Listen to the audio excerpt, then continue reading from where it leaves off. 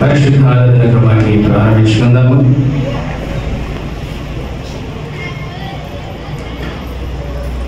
తండ్రి యొక్కయు కుమారుని యొక్కయు పరిశుద్ధాత్మ యొక్కయు నామమున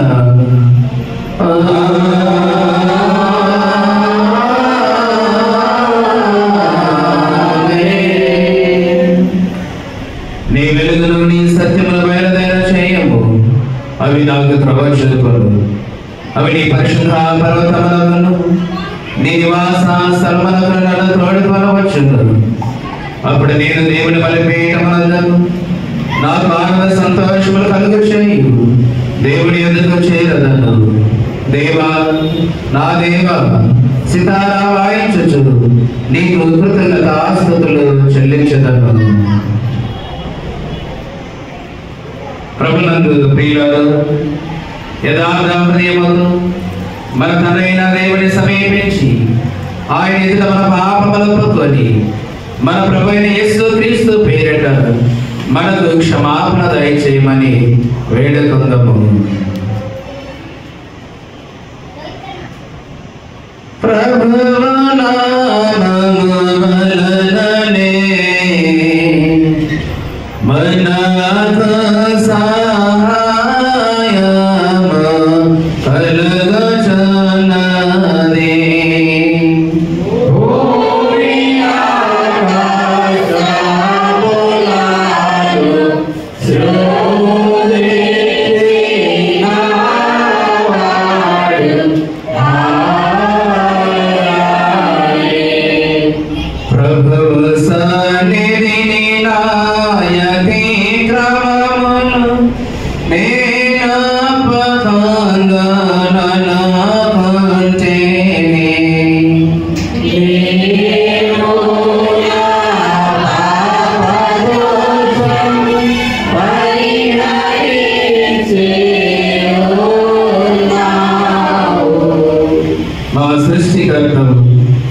విమోచకుడైన సర్వశక్తి గల దేవ, దీనులను పాపులమగు మేము స్వాభావికముగా పాపులమని అపవిత్రులమని తలంపు వలన మాట వలన క్రియ వలన నీకు విరోధముగా పాపము చేస్తామని నీ ఎదుట ఒప్పుకొనుచున్నాము. కావున మేము మా ప్రభువైన యేసుక్రీస్తు నిమిత్తమున నీ కృపను వెదకొచ్చు వేడుకొనొచ్చు. మితిలేని కనికరము గల నీ యొద్దకు ఆశ్రమలకై వచ్చుచున్నాము. మా కొరకు చనిపోటకై నీ జనితైన కుమారునిచ్చిన మిగుల కరుణ గల దేవ, మమ్మల్ని కనికరించి వారి నిమిత్తమున మా సమస్త పాపములకు క్షమాపణ దయచేయి. మేము నీ కృప చేత నిత్యక్షేమ పొందినట్లు నిన్ను గూర్చి నీ చిత్తమును గూర్చి సరైన జ్ఞానము నీ వాక్యములకు తగిన విధేయతను మా యందు నీ పరిశుద్ధాత్మలను వృద్ధి పొందింపమని మా ప్రభువైన యేసుక్రీస్తు ద్వారా వేడుకొనుచున్నాము. ఆమేన్. మన పరలోకపు తండ్రియగు సర్వశక్తి గల దేవుడు మనలను కనికరించి మన కొరకు చనిపోవడకై తన ఏకకుమారునిచ్చి ఆయన మూలమున మన పాపములన్నిటినీ క్షమించుచున్నాడు. ఆయన నామమున శ్వాసం నుంచి వారికి దేవుని కుమారుడు అధికారం ఇచ్చుచు వారికి తన పరిశుద్ధాత్మను అనుగ్రహించును. నమ్మి బాప్తిస్మ పొందిన వాడు రక్షింపబడను.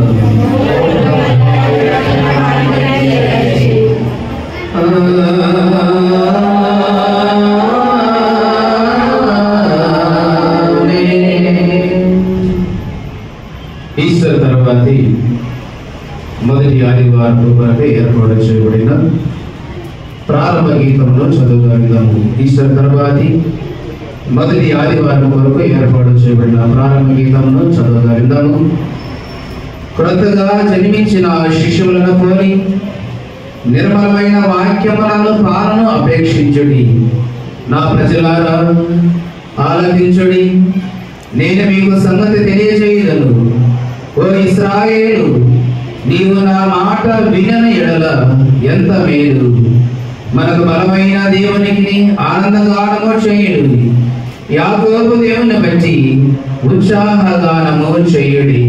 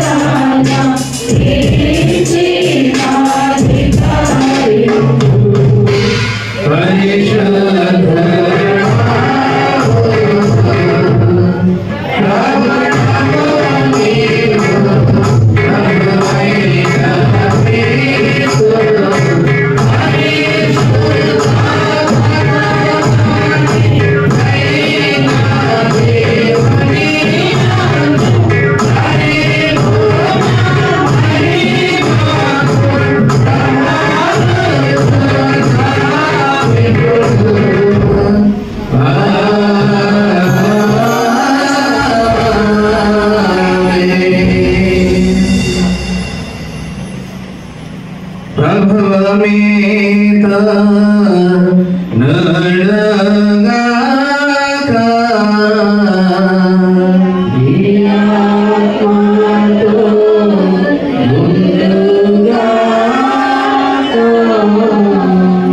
ప్రార్థిద్దాం. సర్వశక్తి గల దేవ, ప్రభుని పరిశుద్ధ పునరుత్థాన పండుగను ఆచరించిన మేము నీ కృపా సహాయము చేత మా మాటల యందును క్రియల యందును దానికి తగిన ప్రతిఫలమును ఫలించినట్లు దయచేయమని నీతోను పరిశుద్ధాత్మతో సదా ఏకా దేవుడవై యుగయుగమున జీవించుచు పరిపాలించుచున్నందు నీ కుమారుడు మా ప్రభువైన యేసుక్రీస్తు ద్వారా వేడుకొనుచున్నాము. ఆమేన్. దయచేసి అందరూ కూడా కూర్చునండి.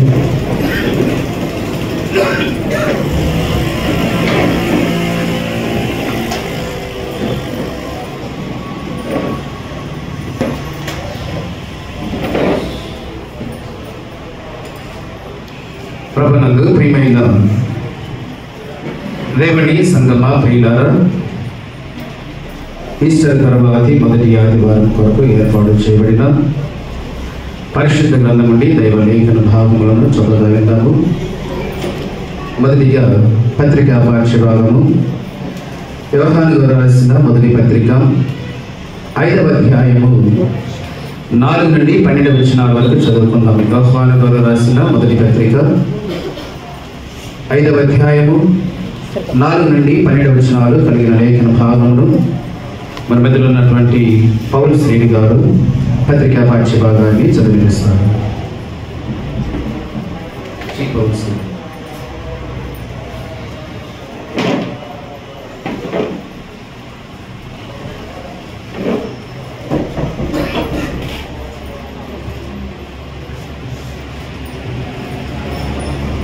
పునరుద్ధాన పండుగ తర్వాత మొదటి ఆదివారం కొరకు ఏర్పాటు చేయబడిన పత్రికా పాఠ్య భాగము, యోహాను గారు రాసిన మొదటి పత్రిక 5వ అధ్యాయము 4 నుంచి 12 వచనాలు చదువుకుందాం. 4వ వచనం ప్రారంభం. దేవుని మూలంగా పుట్టిన వారందరూ లోకమును జయించుదురు. లోకమును జయించిన విజయము మన విశ్వాసమే. యేసు దేవుని కుమారుడని నమ్మువాడు తప్ప లోకమును జయించువాడు మరి ఎవడు? నీళ్ళ ద్వారాను రక్తం ద్వారాను వచ్చిన వాడు ఈయనే, అనగా యేసుక్రీస్తే. ఈయన నీళ్లతో మాత్రమే కాక నీళ్లతోనూ రక్తంతోనూ వచ్చెను. ఆత్మ సత్యము కనుక సాక్ష్యమిచ్చువాడు ఆత్మయే. సాక్ష్యమిచ్చేవారు ముగ్గురు, అనగా ఆత్మయు నీళ్లును రక్తమును. ఈ ముగ్గురు ఏకీభవించి ఉన్నారు. మనము మనుషుల సాక్ష్యము అంగీకరించుచున్నాము కదా. దేవుడి సాక్ష్యము మరి బలమైనది. దేవుడి సాక్ష్యము ఆయన తన కుమారుని గురించి ఇచ్చినదే. దేవుని కుమారుని యందు విశ్వాసముంచు వాడు తనలోనే ఈ సాక్ష్యం కలిగి ఉన్నాడు. దేవుని నమ్మిన వాడు ఆయన తన కుమారుని గురించి ఇచ్చిన సాక్ష్యమును నమ్మలేదు కనుక అతడు దేవుని అబద్ధికునిగా చేసిన వాడే. ఆ సాక్ష్యమే మనగా దేవుడు మనకు నిత్య జీవమును దయచేసింది. ఈ జీవము ఆయన కుమారుని యందు ఉన్నది. దేవుని కుమారుని అంగీకరించేవాడు జీవము గలవాడు. దేవుని కుమారుని అంగీకరింపని వాడు జీవము లేని వాడే. ఇంతటితో పత్రికా పాఠ్యం ముగించు. హల్లెలూయా హల్లెలూయా హల్లెలూయా. సువార్త పాఠ్యభాగం చదవగలుగుతాము. పరిశుద్ధుడైన యోహాను గారు రాసిన సువార్త పాఠ్యభాగము 20వ అధ్యాయము 19 నుండి 31 వరకు ఉన్న లేఖనాన్ని కన్నూరి రజని దేవుని వాక్యాన్ని చదివిస్తాను. యోహాను సువార్త 20వ అధ్యాయము 19 నుండి 31 వరకు.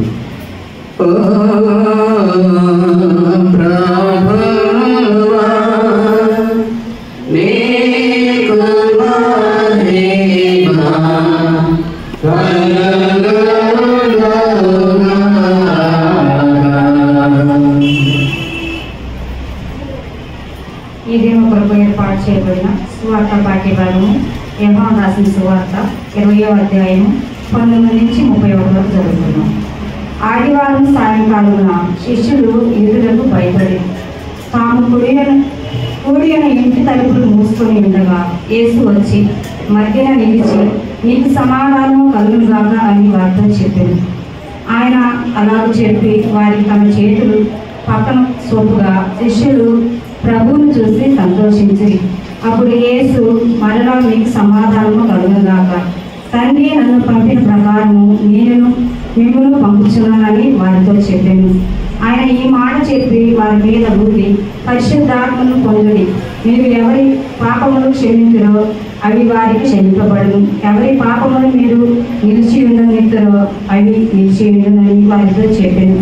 యేసు వచ్చినప్పుడు 12 మందిలో ఒకడైన దిదును అనబడి తోమా వారితో లేకపోయింది కనుక తగ్గిన శిష్యులు మేము ప్రభువును చూద్దామని అతనితో చెప్పగా అతడు నేను ఆయన చేతులు మేకులను గుర్తును చూసి నా వేలు ఆమె మేకులు గుర్తును పెట్టి నా చేయి ఆయన ప్రక్కలో ఉంచుతుమే కానీ నమ్మనని వారితో చెప్పాను. 8వ దినములైన తర్వాత ఆయన శిష్యులు మరలా లోపల ఉన్నప్పుడు తోమా వారితో కూడా ఉండేది. తలుపులు మూయబడి ఉండగా యేసు వచ్చి ఈ మధ్యన నిలిచి మీకు సమాధానము కలుగుగాక ఆమేన్. తరువాత తోమను చూసి నీ వేలు ఇటు చాచి నా చేతులు చూడుము, నీ చేయి చాచి నా ప్రక్కలో ఉంచి ఆ విశ్వాసి కాక విశ్వాసే ఉండమని. అందుకు తోమా ఆయనతో నా ప్రభువా నా దేవా అనెను. యేసు నీవు నన్ను చూసి నమ్మితివి, చూడక నమ్మిన వారు ధన్యులు అతనితో చెప్పాను. మరియు అనేకమైన ఇతర సూచన క్రియలు యేసు తన శిష్యుల ఎదుట చేసింది. అవి ఈ గ్రంథంలో వ్రాయబడి ఉండలేదు కానీ యేసు దేవుని కుమారుడై క్రీస్తు అని మీరు నమ్మినట్లును నమ్మి ఆయన నామమందు జీవము పొందినట్లు ఇవి వ్రాయబడిను. ఈ దినము కొరకు ఏర్పాటు చేయబడిన స్వార్థ పాఠ్యభాగం ముగించబడింది.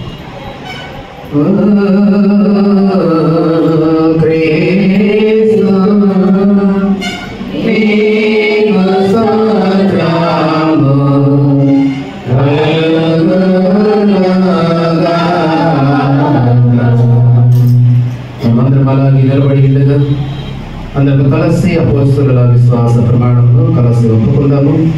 భూమి ఆకాశములను సృజించిన సర్వశక్తిగల తండ్రి అయిన దేవుని నమ్ముచున్నాను. ఆయన ఏక కుమారుడు మన ప్రభువైన యేసుక్రీస్తును నమ్ముచున్నాను.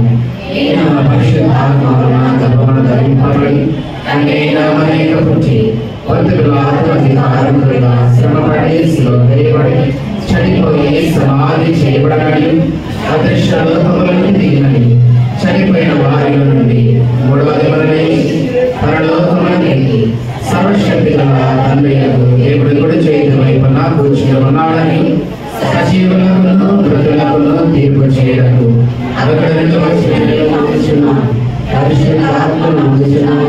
పరిశుద్ధ క్రైస్తవ సంఘము పరిశుద్ధ సహవాసము ఆపక్షమాపణలు శరీరాపదానము నిత్య జీవమున్నవని నమ్ముచున్నాను. ఆమేన్. దయచేసి అందరూ కూడా కూర్చోండి.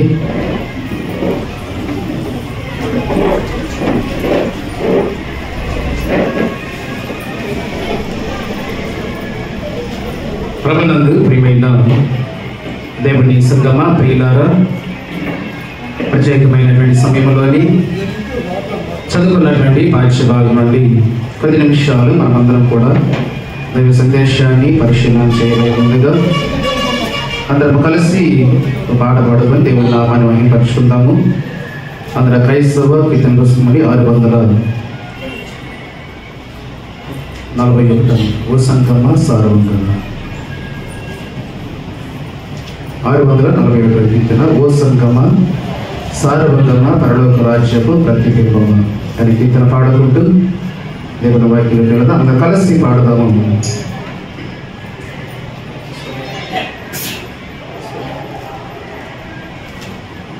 ఓ సంఘమా సార్వంగమా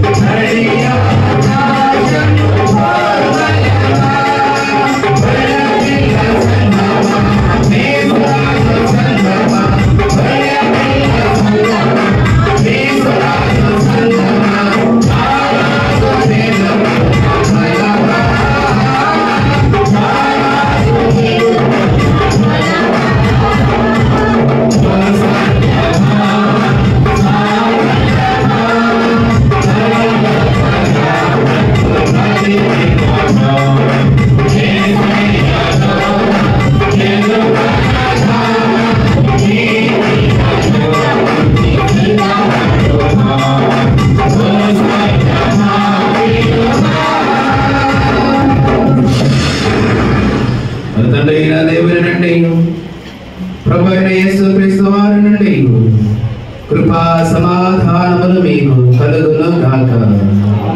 ఆమేన్. దయచేసి అందరూ కూడా కూర్చోండి.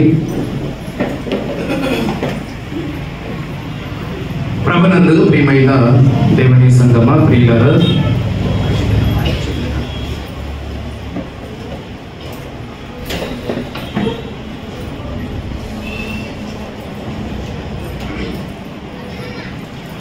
మొదటిగా మీ అందరికీ కూడా ప్రభువును రక్షకుడైన యేసుక్రీస్తు వారి పరిశుద్ధ నామములో మీ అందరికీ శుభాలు, హృదయపూర్వకమైన వందనాలు చెల్లించుకుంటూ ఉన్నాను.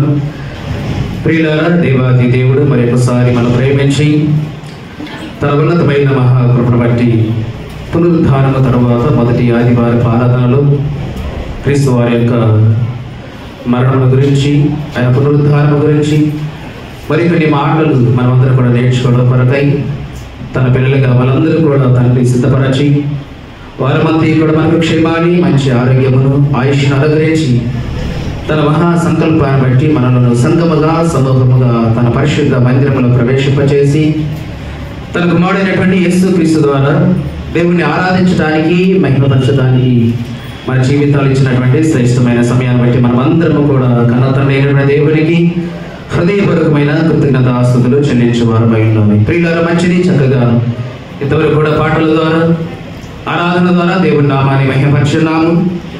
కొద్ది నిమిషాలు చదవబడినటువంటి పాఠ్యభాగం నుండి దేవుని మాటలను మనం పరిశీలన చేద్దాం. వాక్య భాగంలోకి వెళ్లే ముందుగా చిన్న ప్రార్థన చేసుకొని దేవుని మాటలు పరిశీలన చేద్దాం. తలలు వచ్చండి, ప్రార్థించుకుందాం. మహాపరిశుద్ధుడ, కృప కలిగిన మా తండ్రి, ప్రేమ నమ్మకము కలిగిన మా కన్న తండ్రి, మీ పరిశుద్ధ పాదములకు నాయన వెళ్ళలేనటువంటి వందనములు, స్తుతులు, స్తోత్రం చెల్లించుకుంటూ ఉన్నాము. దేవ, గడిచిపోయిన వారమంతా కూడా మమ్మల్ని మీరికల చాటును భద్రపరచి మీ పిల్లలుగా తండ్రి మాకు కావలసిన క్షేమాన్ని, మంచి ఆరోగ్యం సమకూర్చి మీ ఉచితమైన ప్రేమ చేత మమ్మలను సజీవులుగా మీరు జ్ఞాపకం చేసుకొని ఈస్టర్ తరువాతనైనా క్రీస్తు పునరుద్ధారుడై లేచిన తరువాత మొదటి ఆదివారం ఆరాధనలు మమ్మల్ని అందరూ కూడా నాయన సంగముగా సమూహముగా మీ సన్నిధానంలో నిలవబెట్టుకున్నందుకు వందనాలు చెల్లించుకుంటూ ఉన్నాము. ఇంతవరకు కూడా నాయన పాటల ద్వారా ఆరాధన ద్వారా మీ నామాన్ని మహిమపరచున్నాము. 10 నిమిషాలు తండ్రి చదువుకున్నటువంటి పాఠ్య భాగం నుండి కొన్ని మాటలు నాయన మేమందరూ కూడా పరిశీలన చేయడం కొరకై ఆత్మ ఆసక్తితో కలిగి నాయన మీ ఆహారం కొరకు మీ సన్నిధానంలో చేరేట్టుగా మీ ఆత్మతో మమ్మల్ని ఇవ్వండి. మీ పిల్లలుగా నాయన మాకు కావలసిన మాటలు మీ జ్ఞానము ద్వారా వాక్యము ద్వారా మేము నాకు అందించిన ఆయన మమ్మలను సంఘాన్ని మీ వాక్యము ద్వారా బలపరచమని మా ప్రభువును రక్షకుడైన యేసు క్రీస్తు వారి పరిశుద్ధ నామమున బట్టి ప్రార్థించి అడిగి వేడుకుంటున్నాము తండ్రి, ఆమేన్. ప్రియులారా, ఉదయకాల సమయంలో చదువుకున్నటువంటి పాఠ్య భాగం నుండి ఒక ప్రాముఖ్యమైన అంశాన్ని మనం పరిశీలన చేద్దాం. ఈ రోజు క్రీస్తు వారు పునరుద్ధారుడై తిరిగి లేచిన తరువాత మొదటి ఆదివారం కనుక ఈ ఆదివారంలో చదువుకున్నటువంటి ఈ పాఠ్య భాగం నుండి ఒక ప్రాముఖ్యమైన అంశాన్ని మనం పరిశీలన చేద్దాం. ఏంటి ఈ రోజున మనం మాట్లాడకపోయే అంశం అంటే, ఏ అంశం మాట్లాడుకున్నాం ఈరోజు? మహిమ శరీరం. ఏంటంటే ఈరోజు టాపిక్ ఏంటి? మహిమ శరీరం. మహిమ శరీరం విడదీసి మాట్లాడుకున్న మహిమ శరీరం. మహిమ శరీరం ఈరోజు టాపిక్ ఏంటి?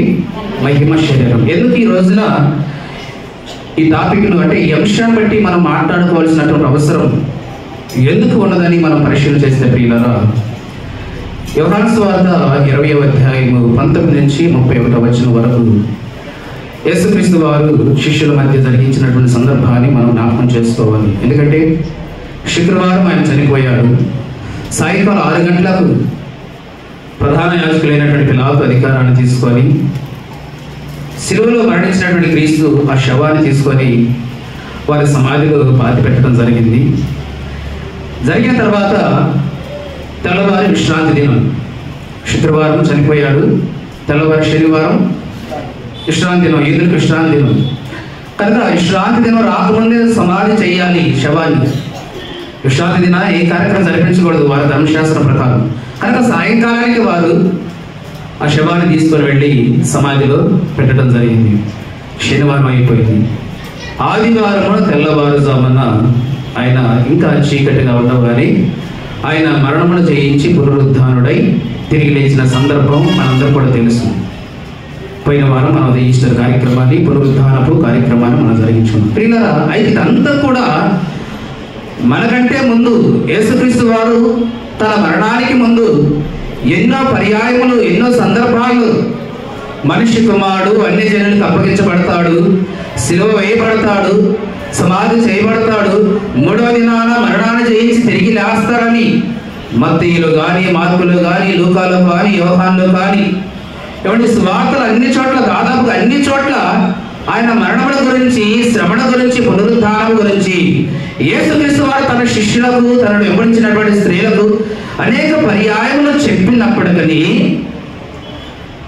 ఆయన శిలువ వరకు ఒకే, శ్రమల వరకు ఒకే, మరణించిన వరకు ఒకే, కానీ పునరుద్ధారుడై తిరిగి లేస్తాడన్న విషయం మాత్రం వారు పరిపూర్ణంగా నమ్మలేదండి, విశ్వసించలేదు. వారు శ్రమల వరకు కళ్ళారా చూశారు కనుక నమ్మారు, శిలువ మరణం కళ్ళారా చూశారు కనుక నమ్మారు, సమాధి చేయడం కళ్ళారా చూశారు కనుక నమ్మారు. ఇక సమాధి తర్వాత ఆయన మరణాన్ని తిరిగి జయిస్తాడనే విషయం ఆయన బ్రతుకున్నప్పుడు చెప్పినా వారందరూ ఏం చేశారంట? నమ్మారా? నమ్మలేదు. కనుకనే స్త్రీలు ఏం చేశారు? ఆయన శవం 3 రోజులైతే ఇప్పటికే కుళ్ళు పట్టిపోతేమో వాసన వస్తుందేమో చెప్పేసి ఆయన శవానికి సుగంధ ద్రవ్యాలు పోయవలనని ఉదయకాలంలో వెళ్ళిపోయారు. తిరిగి లేస్తాడనుకుంటే వారు వెళ్ళేవాళ్ళ? లేదు, వారికి నమ్మకం లేదు.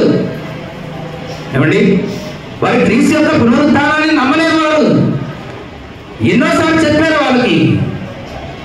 వారు నమ్మటమే కాదండి, ఇదిగో శిష్యులు కూడా అదే 19 ఏం చేసేవారు? అందరూ కూడా భయంతో యోహాను సువార్త 20:19 ఏమన్నాడు అక్కడ? ఆదివారము సాయంకాలమున శిష్యులు యూదులకు భయపడి తాము కూడి ఉన్న ఇంటి తలుపులు మూసుకుని ఒక గదిలో కూర్చున్నారండి. భయంతో ఏ భయం ఉంది వారికి? మా గురువు అయినటువంటి క్రీస్తు వాడు అన్యాయంగా చంపేశారు వాళ్ళు. ఇదిగో మేము కూడా తమ శిష్యులు అని తెలిస్తే, లేదా ఎక్కడైనా వారికి కనబడితే మమ్మల్ని కూడా చంపేస్తారేమో. ఎందుకంటే క్రీస్తును చంపక ముందు కొరడాతో కొట్టారు, రాళ్ళతో హింసించారు, సరసాలు వేశారు. ఇప్పుడు క్రీస్తును చంపిన తర్వాత గురువునే చంపితే ఇక్కడ శిష్యులకు వాళ్ళెంతా ఆయన వెంబడిస్తున్నట్టు మమ్మల్ని కూడా యూదులు చంపేస్తారేమో వాళ్ళకన్నా కనబడితే అని చెప్పేసి వారు కూడా ప్రాణ భయంతో ఏం చేశారట? ఒక గదిలో కూర్చొని తలుపు వేసుకొని భయంతో ఎవరికి కనబడకుండా, యూదులు ఎక్కడ వస్తారు, రోమా సైనికులు ఎక్కడ వస్తారు, మమ్మల్ని పట్టుకుంటారో, మా క్రీస్తు వాళ్ళు మమ్మల్ని కూడా చంపేస్తారేమో అనే భయంతో వారు ప్రాణాలు కాపాడుకోవడం కొరకు వారు కూడా ఏం చేశారటండి? ఒక గదిలో తలుపు వేసుకొని కూర్చున్నారట. ఆదివారం రోజు ఇప్పుడు యేసుక్రీస్తు వారు ఎన్ని సందర్భాల్లో వారికి చెప్పాడు, ఎన్ని సందర్భాల్లో వారితో హెచ్చరించాడు. వారు నమ్మలేదండి. శిష్యులు భయంతో కూర్చున్నారు అక్కడ. స్త్రీలేమో ఇంకా చీకటి ఉండగానే ఆ శవానికి, ఆ బాడీకి, ఆ మృతదేహానికి సుగంధ ద్రవ్యాలు పోయవలనే వేడిపోయారు. ఎక్కడ నమ్మారు యేసుక్రీస్తు పునరుద్ధానాన్ని? యేసుక్రీస్తు పునరుద్ధానాన్ని ఆయన వెంబడించిన వారు, ఆయన కల్లారా ఆయన యొక్క కార్యక్రమాలు, ఆయన యొక్క క్రియలు, ఆశ్చర్య కార్యాలు ప్రత్యక్షంగా చూసిన వారు కూడా ఆయన నమ్మలేదు. ఆశ్చర్య క్రియలు జరిగించడం వరకు ఒకే, ఆయన శ్రమలు పడడం వరకు ఒకే, శిలువ వేయడం వరకు ఒకే, సమాధి చేయడం వరకు కూడా వారికి అంగీకారమే. కానీ సమాధి చేయబడిన తర్వాత ఆయన తిరిగి లేస్తాడనే విశ్వాసం, నమ్మకం మాత్రం వారిలో లేదండి. అయితే యేసుక్రీస్తు వారు చెప్పిన రీతిగా ఇది ఉదయకాలం అక్కడికి వెళ్ళగానే అక్కడ దేవదూత నిలబడమ్మా, ఎందుకు మీరు ఇక్కడ ఏడుస్తున్నారు? ఎందుకు మీరు ఇక్కడ నిలబడారు? ఎవరి కోసం ఎందుకు ఏడుస్తున్నారు? సజీవుడైన వారిని మృతులలో మీరు ఎందుకు ఎదుగుతున్నారు? ఆయన చెప్పిన రీతిగానే 3వ దినాన్ని తిరిగి లేస్తానని చెప్పాడు కదా. తిరిగి లేచాడు. ఇదిగో గలిలీకి వెళ్ళిపోయాడు, యెరూషలేము ప్రాంతాలకు వెళ్ళిపోయాడు, ఆయన ఇక్కడ లేడు అని ఆ దేవదూతలు అక్కడికి వెళ్ళినటువంటి స్త్రీలతో చెప్పినప్పుడు వారు పరిగెత్తుకుంటూ వచ్చి పేతురు, యోహాను, ఆంద్రేయ వీళ్ళందరూ చెప్పారండి. చెప్పినప్పుడు అయ్యా క్రీస్తు లేడు, అక్కడ క్రీస్తు లేడు, చనిపోయిన వాడు క్రీస్తు లేడు, అక్కడ సమాధి చేయబడి క్రీస్తు లేడు, 3వ దినాన్ని తిరిగి లేచాడు. ఇది అక్కడ 2 మనుషులు మాకు కనబడి చెప్పారంటే, పేతురు చివరి వరకు నీతోనే ఉంటా, నీ వరకు నా ప్రాణవేణిస్తా అని చెప్పిన పేతురు కూడా నమ్మాడా? వాళ్ళు కూడా నమ్మలేదండి. పేతురు కూడా క్రీస్తు తిరిగి లేచాడని శిష్యు మగ్దలేని మరియా స్త్రీని వెళ్ళి వార్త చెప్పినప్పుడు వాళ్ళు కూడా నమ్మక నిజంగా లేచాడా ఆయన అని చెప్పేసి వాళ్ళు కూడా పరిగెత్తుకుంటూ వెళ్ళి నమ్మకం చాలగా మరణ సమాధి దగ్గరికి వెళ్ళి తొంగి చూశారు. ఏంటి పరిస్థితి అంతా కూడా? శిష్యులు నమ్మలేదు, స్త్రీలు నమ్మలేదు, ఆయన వెంబడించిన వారు నమ్మలేదు. అందుకే వారు భయంతో కూర్చుని ఉన్నప్పుడు యేసుక్రీస్తు వారు ప్రత్యక్షంగా ఆ గదిలోకి వెళ్ళిపోయి ప్రత్యక్షం అవడం వారికి కనబడింది. అదే కదా మనం చదువుకున్న లేఖన భాగం యోహాను సువార్త 20వ అధ్యాయము 19వ వచనం. ఏం రాయబడింది అక్కడ?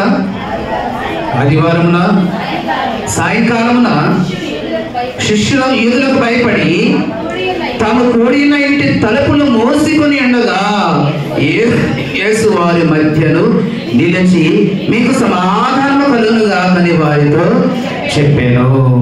ఈరోజు మన టాపిక్ ఏంటి? మహిమ శరీరం. అంటే యేసుక్రీస్తు వారు పుట్టినప్పుడు పరలోకం నుండి మొదటిసారి లోకానికి వచ్చినప్పుడు మనలాంటి దేహాన్ని ధరించాడు. ఆయన కూడా మనలాంటి దేహమే, రక్త మాంసం కూడిన దేహం, ఎముకలు సేమ్ టు మనలాంటి ఆకారమే. ఫిలిప్పీ రాసిన పత్రికలో ఉంటుంది కదా, దైవత్వాన్ని విడిచిపెట్టి మానవ పోలికగా మానవ స్వరూపాన్ని ధరించుకొని తను తాను తగ్గించుకొని రీతిగా చేసుకొని మనలాంటి దేహాన్ని ధరించుకొని ఆయన భూమి మీదకి వచ్చాడు. మనిషి కుమారుడుగా మన ఆకారాన్ని పొందుకొని లోకానికి వచ్చాడు. 33.5 సంవత్సరాలు లోకంలో జీవించాడు. ఇలాగ బ్రతికున్నప్పుడు 33 సంవత్సరాలు భూమి మీద బ్రతికున్నప్పుడు ఈ రక్త మాంసంతో కూడినటువంటి దేహంతో ఆయన కూడా జీవించినప్పుడు ఈ దేహానికి నొప్పి ఏంటో తెలిసింది, బాధ ఏంటో తెలిసింది, రక్తం ఏంటో కారింది. మనలాగనే శ్రమలు వచ్చాయి, అవన్నీ కూడా భరించాడు. మనలాంటి రక్తం కారిపోయింది. ఏమంటే సేమ్ యాసిడ్గా మన దేహం ఎలాగైతే ఉందో అన్నీ ఆయన కూడా సమకూర్చుకొని ఈ లోకానికి వచ్చాడు. అందుకే కొడుతున్నప్పుడు బాధపడ్డాడు తప్ప ప్రశ్నించలేదు. రక్తము కారింది, నీరు ఉంది తన దేహంలో, ఇవన్నీ ఉన్నాయండి. ఎప్పుడైతే శిలువ మరణము తర్వాత సమాధి చేయబడిన తర్వాత, సమాధి చేయబడినటువంటి ఆ 3 దినాల కాలములో యేసుక్రీస్తు వారి యొక్క దేహము ఏమైపోయిందంట? మార్పు చెందింది. ఈ రక్త మాంసంతో కూడినటువంటి దేహము ఏమైపోయిందంటే సమాధిలో పరివర్తన అండి, మార్పు చెందిందండి.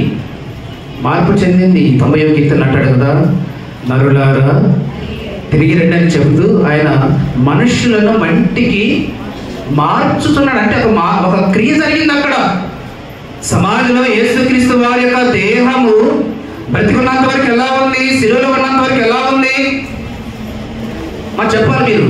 యేసుక్రీస్తు వారి యొక్క దేహము శిలువలో ఉన్నంత వరకు ఎలా ఉంది? మనలాంటి దేహమే కదా, మనలాంటి రక్తమాంసం ఉంది కదా, దేహంలో నీరుంది, రక్తం ఉంది. ఏమిటి యాసిడ్గా మనకి ఏ పరిస్థితి అయితే ఉందో దేహంలో అన్ని ఉన్నాయి కూడా. ఏదో మరణించినంత వరకు, మరణించిన తర్వాత కూడా అదే దేహాన్ని తీసుకుని వాళ్ళు సమాధిలో పెట్టారు. సమాధిలో పెట్టిన తర్వాత జరిగిందండి మార్పు క్రీస్తు దేహానికి. ఏం జరిగిందంటే యేసుక్రీస్తు దేహం ఎప్పుడు మహిమా దేహం ఎప్పుడు మార్చబడింది? సమాధిలో పెట్టిన తర్వాత. ఆయన దేహమే కాదండి, ఈ దేహం కూడా అంతే, మన దేహం అంతా కూడా అంతే. మట్టిలో మార్చబడిన తర్వాత, మట్టిలోకి వెళ్ళిపోయిన తర్వాత ఒక మార్పు జరుగుతుంది ఈ దేహానికి. యేసుక్రీస్తు వారి దేహం కూడా అదే. ఈ 3 దినాలు సమాధిలో ఉంచబడింది. సమాధిలో ఉంచబడినటువంటి ఆ శరీరము, ఆ మట్టి శరీరము, ఆ రక్తమాంసం కూడా శరీరము మహిమా శరీరంలో మార్పు చెందుతుంది. మరి ఆత్మ ఎక్కడికి వెళ్ళిపోయింది? ఆత్మ ఎక్కడికి వెళ్ళిపోయింది? దేహమే కదా సమాధిలోకి వెళ్ళిపోయింది. మరి ఆత్మ ఎక్కడికి వెళ్ళిపోయింది? ఆ 2 దినాలు 3 దినాలు ఆత్మ ఎక్కడికి వెళ్ళిపోయింది? మరి ఎక్కడికి వెళ్ళిపోయింది? దేవుని ఆత్మ, క్రీస్తు ఆత్మ దేవుని దగ్గరికి. అంటే అమ్మా దేవుని దగ్గర అంటే పరలోకమే కదా, పరలోకమే కదా, రైట్. పరలోకం వెళ్ళిపోయిందా? పరలోకం వెళ్ళిపోయిందా? క్రీస్తుతో ఏమన్నాడు? క్రీస్తు రెండో మాటలు దొంగతో ఏమన్నాడు? దొంగతో ఏమన్నాడు? రెండో మాట క్రీస్తు శిలువ పలికిన 2వ మాటలు దొంగతో ఏమన్నాడు? నేడు నీవు నాతో కూడా పరదేశులో ఉన్నావు, పరదేశులో ఉన్నావు. తండ్రి ఎంతకి వెళ్ళిపోలేదండి, పరలోకానికి వెళ్ళిపోలే. చాలా మంది ఆ 2 రోజుల 3 దినాలు యేసుక్రీస్తు తండ్రి దగ్గరికి వెళ్ళిపోయాడు. ఆయనతో మళ్ళీ కొన్ని మాటలు మాట్లాడాడు, మరలా వచ్చాడు, మరలా బోధించాడు అనుకుంటున్నాడు. అది రాంగ్. బైబిల్ ఒప్పుకోలేదు, అది మన సొంత ఊహాగానం. మరి ఎక్కడికి వెళ్ళిపోయింది ఆయన ఆత్మ? దేహమేమో మార్పు చెందుతుంది, అక్కడ మహిమాదేహంగా పరివర్తన చెందుతుంది. ఆత్మ ఎక్కడికి వెళ్ళిపోయిందంటే దొంగతో చెప్పాడు కదా, పరదేశికి. పరలోకం వేరు, పరదేశి వేరు. ఎక్కడుంటుంది పరదేశి? తెలుసుగా ఎక్కడుంటుంది? పాతాళంలో. పైన పరలోకం, ఇది భూలోకం, భూమి కింద ఉన్న లోకం పాతాళం. ఈ పాతాళం అంటే నరకం కదండి, పాపాత్మల లోకం కదా. దాంట్లో పరదేశం ఎలా ఉంటుంది అనుకుంటారా మీరు? ధనవంతుడు లాజరు హిస్టరీ మనకు తెలిసిన స్టోరీ. పాతాళంలో 3 భాగాలు ఉన్నాయి. 3 భాగాలు ఉన్నాయి. ఒకటి నరకం, అగ్ని ఆరదు, పురుగు చావు. రెండవది పరదేశం. ఆ పరదేశికి ఈ అగ్నిగుండానికి మధ్యలో అగాధ స్థలము, చీకటి ప్రదేశం. అంటే అక్కడ వారు ఇక్కడికి రాకుండా, ఇక్కడ వారు అక్కడికి వెళ్ళకుండా. కనుక ఇక్కడ చనిపోయింది. అక్కడ ధనవంతుడు, అక్కడ లాజరు కూడా అదే కదా, చనిపోగానే ఎక్కడికి వెళ్ళాడు? అబ్రహాము రొమ్మున ఆనుకొనుటకై నెమ్మది పొందే స్థలానికి వెళ్ళిపోయాడు. ఏంటి పరదేశం అంటే? ఏంటి? నెమ్మది పొందే స్థలం. క్రీస్తు మరలా 2వసారి వచ్చేంత వరకు ఆ పరదేశంలో ఉన్నవారు, అప్పటి వరకు భూమి మీద సజీవులుగా ఉన్నవారు,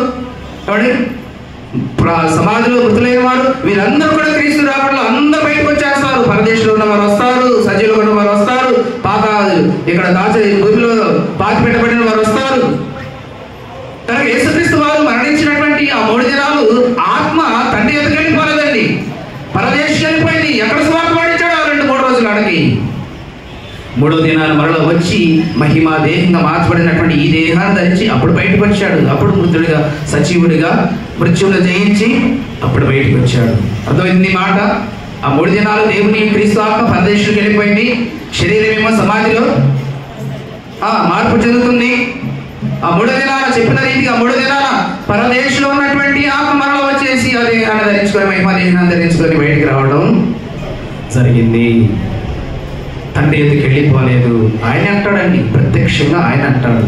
యోహాను సువార్త 20వ అధ్యాయము మగ్దలేని మరియ దగ్గరకు వచ్చి ఆయన ఉన్నప్పుడు, మగ్దలేని మరియ దగ్గర వచ్చి ఉన్నప్పుడు 20వ అధ్యాయము 15వ వచనం చూడండి ఒకసారి. యేసు, అమ్మా ఎందుకు ఏడుస్తున్నావు అని, ఎవరిని వెతుకుతున్నావు అని ఆమెను అడగగా ఆమె ఆయన తోటమాలనుకుంది. క్రీస్తుని ఏమనుకుందంట? తోటమాలనుకుంది. అంటే మహిమా దేహాన్ని ధరించుకొని బయటకు వచ్చిన తర్వాత ఈ ఆకారం ఉండదు. ఇక ఈ ఆకారం ఉండదండి. అంతకుముందు క్రీస్తు ఉన్న ఆకారం ఉండదు, మార్పు చెందింది కదా. రక్త మాంసంతో ఉన్నటువంటి దేహంతో ఉన్నటువంటి ఆకారము భూమిలో పాతిపెట్టిన తర్వాత, ఆ పాతిపెట్టిన దేహము పరివర్తన చెందిన తర్వాత, మహిమాదేహంగా మార్చబడిన తర్వాత, అక్షయ దేహంగా మార్చబడిన తర్వాత, ఇక భూమి మీద మనం బ్రతికున్నప్పుడు ఈ ఆకారం ఏదైతే ఉందో ఇక ఆకారం కనిపించదట. అది అక్కడ మరియ గుర్తుపెట్టలేకపోయింది. క్రీస్తుని గుర్తుపెట్టలేకపోయి ఆమె ఏడుస్తుంది. సమాధి దగ్గరికి వెళ్ళిపోయి, అమ్మ నువ్వు ఎందుకు ఏడుస్తున్నావు అనుకొని యేసుక్రీస్తు ఆమెను అడిగినప్పుడు ఆమె ఎవరిలా అనిపించింది? క్రీస్తులా కనపడ్డాడా? కనపడలేదు. ఒక తోటమాలనుకొని ఏం చెబుతుంది ఆమెకి? అయ్యా నీవు ఆయనను మోసుకొని పోయినలా ఆయనను ఎక్కడ ఉంచుతావో నాతో చెప్పుము. ఇదిగో క్రీస్తు మనం చనిపోయాడు కదా, శుక్రవారం శనివారం సమాధి చేశాం కదా, ఇదిగో అక్కడ ఒకవేళ పాతి పెట్టబడిన క్రీస్తును ఒకవేళ నువ్వు మోసుకుపోయి ఇక్కడ దాచిపెట్టావో మాకు చెప్పయ్యా. ఏమిటి మా మనిషిని మేము తెచ్చుకుంటాము, ఎవరు నువ్వు దొంగిలించావా లేదా ఎక్కడ పాతి పెట్టావో తెలియకుండా తోటమాలనుకొని ఆ మాట అంటున్నప్పుడు అమ్మా యేసుక్రీస్తు వారు అంటున్నాడు. ఏమన్నాడు? యేసు ఆమెను చూసి మరియా, ఇదిగో పేరు పెట్టి పిలిచాడు. మరియా అని పిలిచాడు. ఆమె ఆయన వైపు తిరిగి ఆయనను హెబ్రీ భాషతో రబ్బు అని పిలిచాడు. ఆ మాటకు బోధకుడు అని అర్థము. అప్పుడు అన్నాడు యేసు ఆమెతో, నేను ఇంకనూ తండ్రి యొద్దకు ఎక్కిపోలేదు. ఎక్కడికి వెళ్ళిపోయాడు? మరి పరదేశికి వెళ్ళిపోయాడు. తండ్రి ఎందుకు వెళ్ళలేదు, పరలోకి వెళ్ళలేదు. ఆ 3 దినాలు పరదేశికి వెళ్ళిపోయాడు. ఆ పరదేశంలో కూడా మనం సువార్త ప్రకటించాడు. అక్కడ అర్థమవుతుందమ్మా? ఆ 3 దినాలు ఆత్మ ఎక్కడికి వెళ్ళిపోయినాడు? క్రీస్తు ఆత్మ పరలోకి వెళ్ళిపోయిందా? తండ్రి ఎక్కడికి వెళ్ళిపోయిందా? ఆయన చెప్తున్నాడు కదా, అమ్మ నువ్వు నన్ను పట్టుకోవాలని ప్రయత్నం చేస్తుంది. ఏమన్నా అక్కడ యేసు ఆమెతో, నేను ఇంకనూ తండ్రి ఎందుకు ఎక్కిపోలేదు కనుక నన్ను పట్టుకోవద్దు నన్ను, నేను తండ్రి ఎందుకు వెళ్ళిపోలేదు ఇంకా. మరి ఎక్కడికి వెళ్ళిపోయాడు? 3 దినాలంటే పరదేశికి వెళ్ళిపోయాడండి. నమ్ముతారు ఈ మాట? అర్థమైందా మీకు ఈ మాట? ఇప్పుడు ఈ మాట మీకు అర్థమైందా? తండ్రి ఎందుకు వెళ్ళిపోలేదు? 3 దినములు ఎక్కడికి వెళ్ళిపోయింది? క్రీస్తు ఆత్మ పరదేశంలో ఉంది. పరదేశంలో వెళ్ళినటువంటి ఆత్మ 3 దినాలు లేఖనాల ప్రకారం మరలా తిరిగి లేవాలి కనుక మరలా వచ్చేసాడు. మహిమా దేహంగా మార్చబడినటువంటి దేహాన్ని ధరించుకొని వారందరికీ ప్రత్యక్షమయ్యారండి. కనుగొలేనటువంటి పరిస్థితిలో ఉన్నారు. ఈ మహిమా దేహానికి ఉన్నటువంటి సామర్థ్యం ఏంటంటే, ఏ పరిస్థితిలోనైనా ఏ సందర్భాన్ని బట్టి అయినా ఈ దేహాన్ని అనేకమైనటువంటి రూపాలుగా మార్చుకునే శక్తి ఈ మహిమ దేహానికి ఉందండి. అర్థమవుతుందా? మహిమా దేహానికి ఉన్నటువంటి ప్రత్యేకత ఏంటంటే, సందర్భాన్ని బట్టి, సమయాన్ని బట్టి, పరిస్థితులను బట్టి ఈ దేహాన్ని ఏ రూపానికైనా మార్చుకోగలిగినటువంటి సామర్థ్యం ఉంది దానికి. మరి ఈ దేహానికి లేదు. అది ఈ రక్త మాంసంతో కూడినటువంటి ఈ దేహానికి మాత్రం అలాంటి అవకాశం లేదు, అలాంటి సామర్థ్యం లేదు. మహిమా దేహానికి మాత్రమే ఏ రూపమైన మార్చుకోగలిగినటువంటి ఏ ఆకారంలోకైనా మార్పు చెందడానికి అవకాశం ఉంది. అది మళ్ళీ ఎవరికి? యేసుక్రీస్తు వారికి మాత్రమే ఉంది. మళ్ళీ ఎవరికి ఉండదు అది. ఎందుకు యేసుక్రీస్తు వారికి మాత్రమే అవకాశం ఉందంటే, ఈయన మహిమా దేహాన్ని ధరించుకొని వచ్చిన తర్వాత ఇక్కడ మరియా గుర్తుపట్టలేదు. తర్వాత ఎమ్మయ్య మార్గములు ఇద్దరు మనుషులు కూడా మాట్లాడుకుంటే వెళుతుంటే వారి మధ్య ప్రత్యక్షమయ్యాడు యేసుక్రీస్తు వారు. అప్పుడు కూడా ఆయన వారు కనుగొనలేదండి. లూకాసు వార్త 23వ అధ్యాయము ఒకసారి ప్రియులారా మనం చూద్దాం. అక్కడ లూకాసు వార్త 24వ అధ్యాయం అనుకుంటా, ఒకసారి చూడండి. లూకాసు వార్త 24వ అధ్యాయము. అమ్మ ఇద్దరు మనుషులు ఇదిగో ఆ దినమందు వాళ్ళు ఇద్దరు మనుష్యులు యెరూషలేమునకు ఆమడ దూరమునున్న ఎమ్మాయు అను గ్రామమునకు వెళ్ళుచు జరిగిన సంగతులను గూర్చి ఒకరితో ఒకరు సంభాషించుచున్నది. వారు సంభాషించుతూ ఆలోచించుకొనుచుండగా యేసు తానే దగ్గరకు వచ్చి వారితో కూడా నడిచెను. అయితే వారు ఆయనను గుర్తుపట్టలేకుండా వారి కన్నులు మైపట్టడం అంటే కళ్ళు పోవటం అని కదా అర్థం.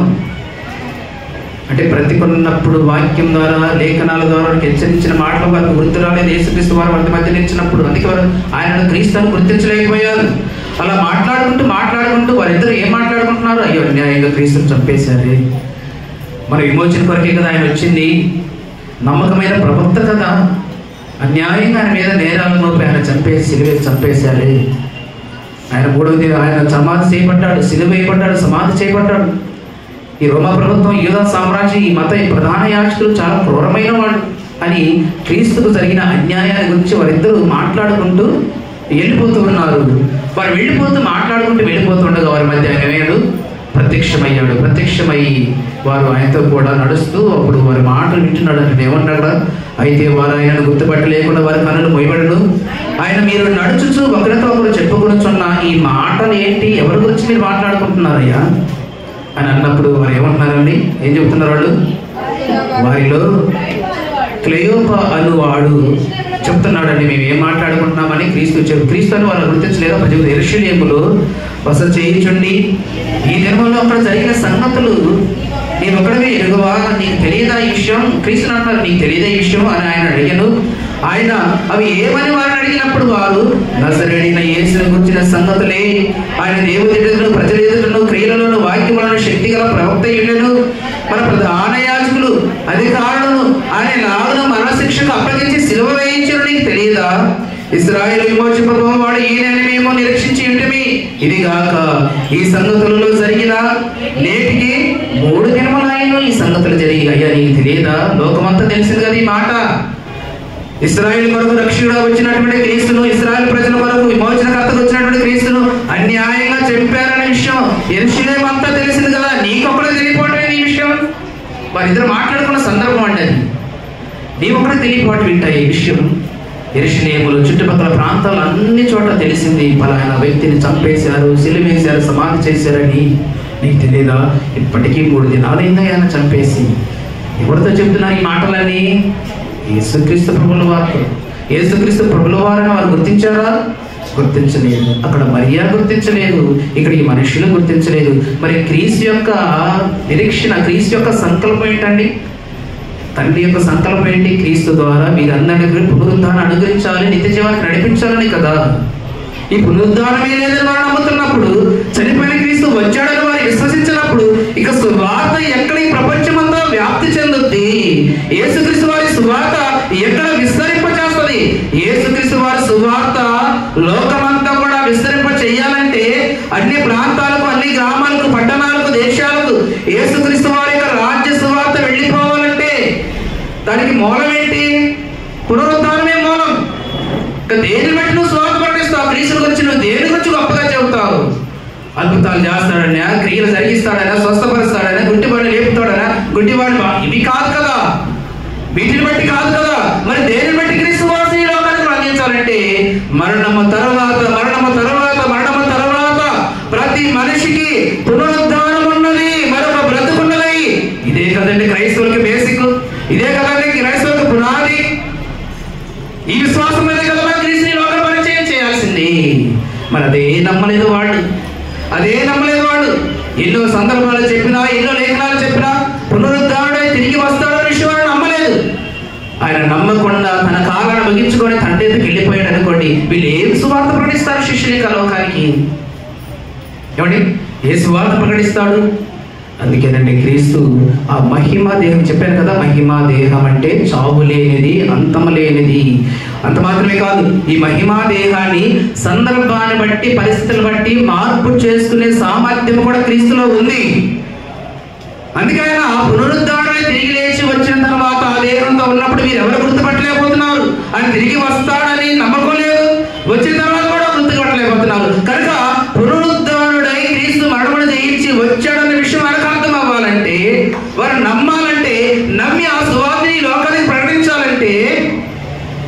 బ్రతికొన్నప్పుడు రక్త మాంసాలు కలిగి ఉన్నప్పుడు ఇది ఏ దేహమైతే ఆయన కలిగి ఉన్నాడో సందర్భాన్ని బట్టి ఆ ఆకారంలోకి ఆయన మార్చబడ్డాడు. అందుకే శిష్యులు వారందరూ తలుపు వేసి మూసుకొని ఉన్నప్పుడు, గదికి తలుపు వేసి ఉన్నారు, తలుపు వేసి పడి ఉన్నప్పుడు ఆయన ఏం చేశాడు? వారు ఏమైనా పిలిచాడా? తలుపు తీయండి ఏమైనా డోరు కొట్టాడా? ప్రత్యక్షంగా లోపలికి వెళ్ళిపోయాడు. తలుపు వేసే ఉంది, చుట్టూ గోడలు ఉన్నాయి. కాబట్టి చుట్టూ గోడలు ఉన్నాయి, తలుపు వేసి ఉంది, వారందరూ గదిలో కూర్చున్నారు. యేసుక్రీస్తు ఎలా అయిపోయాడంట? వారి మధ్య ప్రత్యక్షమయ్యాడు. అంటే ఎవరు వచ్చి తలుపు తీయలేదు, వారిని పిలవలేదు, మరి ఎలా అయిపోయాడు? మహిమా దేహానికి ఉన్నటువంటి శక్తి అది. ఆయన కాదంటే మనం కూడా అలానే.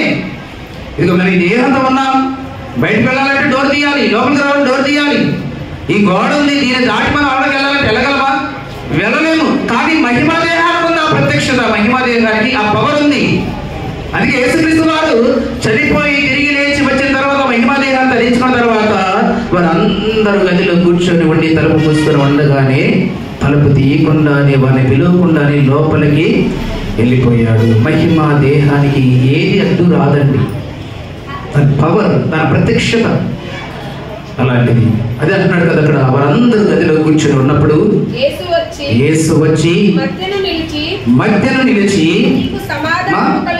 పై వచ్చినము యూదుల శిష్యులకు భయపడి తాము కూడి ఉన్న ఇంటి తలుపులు మోసుకొని ఉండగా యేసు వచ్చి వారి మధ్య నిలిచారు. తలుపు తీయకుండానే వారి మధ్యకి వెళ్ళిపోయాడు. ఏంటి ఆ పవరు? ఏ దేహానికి?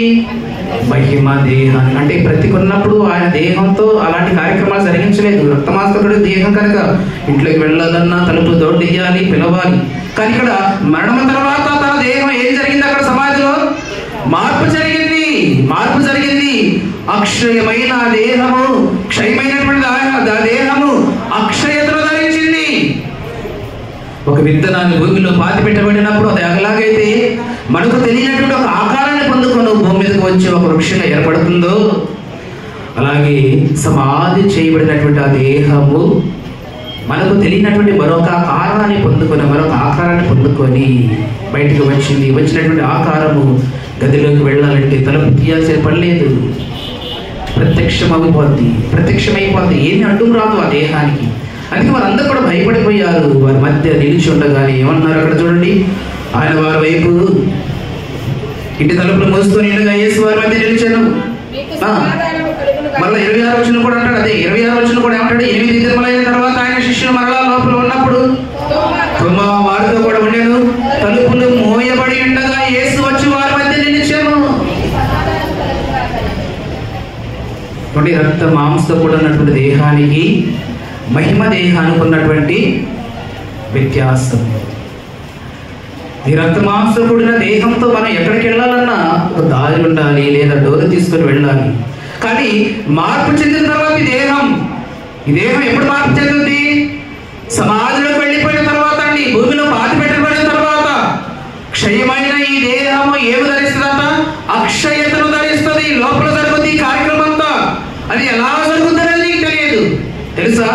విత్తనాలు భూమిలో పాతి పెడతావు, అది ఎన్నో రోజు మొక్కగా వస్తుంది, ఎలాంటి ఆకారం వస్తుంది, ఎలాంటి పరిణితి చెందుతుంది నీకు తెలుసండి. అది బయటకు వచ్చిన తర్వాత నీకు తెలుస్తుంది తప్ప లోపల ఉండడంతో నీకు అర్థం కాదు.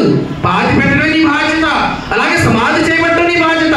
లోపల ఈ ఆకారం ఎలా వృద్ధి చెందుతుంది, ఎలా మార్పు చెందుతుంది అనేది ఎవరికి తెలియదండి. కొరింథీ రాసిన మొదటి పత్రిక 15వ అధ్యాయం 42వ వచనం చూడ మాట అంటాడు. ఎవడి? కొరింథీ రాసిన మొదటి పత్రిక 15వ అధ్యాయం అండి. ఏమంటాడు అక్కడ? 39 చదువు. మనుష్యుని మాంసం వేరు, మృగమ మాంసం వేరు, పక్షి మాంసం వేరు, చేప మాంసం వేరు, మరియు ఆకాశ వస్తువు రూపములు కలవు, భూవస్తు రూపములు కలవు. ఆకాశ వస్తు రూపములు మహిమ వేరు, భూవస్తు రూపముల మహిమ వేరు. సూర్యుని మహిమ వేరు, చంద్రుని మహిమ వేరు, నక్షత్రముల మహిమ వేరు. మహిమ బట్టి ఒక నక్షత్రములకు మరి ఒక నక్షత్రము భేదము కలదు కదా. మృతులు కూడా అలాగే, పునరుద్ధానం అలాగే, మృతుల పునరుద్ధానం కూడా అలాగే. ఎలాగంట? శరీరము క్షయమైనదిగా వ్యక్తపడి అక్షయమైనదిగా లేపబడుతుంది. ఆ మార్పు ఎలా జరుగుతుందో నీకు తెలియదు. పాతి పెట్టబడ్డాము, మట్టి అయిపోయింది, ఎముకలు ఏమైనా కనబడతాయి ఎంతకాలం అన్నా అని మీరు అనుకుంటున్నారు. ఆ ఎముకలకు కూడా ప్రాణమిచ్చి బయటికి పిలిచేవాడు క్రీస్తు. ఆ మట్టి దేహాన్ని కూడా మరలా ఆకారం మార్చుతుంది. ఖచ్చితంగా భూమిలో పాతి పెట్టిన ప్రతి వాడి యొక్క ఆకారం మార్పు చెందుతుందండి. అంతం కాదు. మీ అందరూ కూడా ఎన్నోసార్లు చెప్పారు, మరణం అనేది వచ్చింది మనిషికి ముగింపు కాదండి. మరొక లోకానికి మరొక కాలం, మరొక దేశానికి అది ప్రారంభం, ప్రయాణం అంటండి. అందుకే అక్కడ పాతి పెట్టబడినటువంటి దేహానికి ఏం జరుగుతుందంట?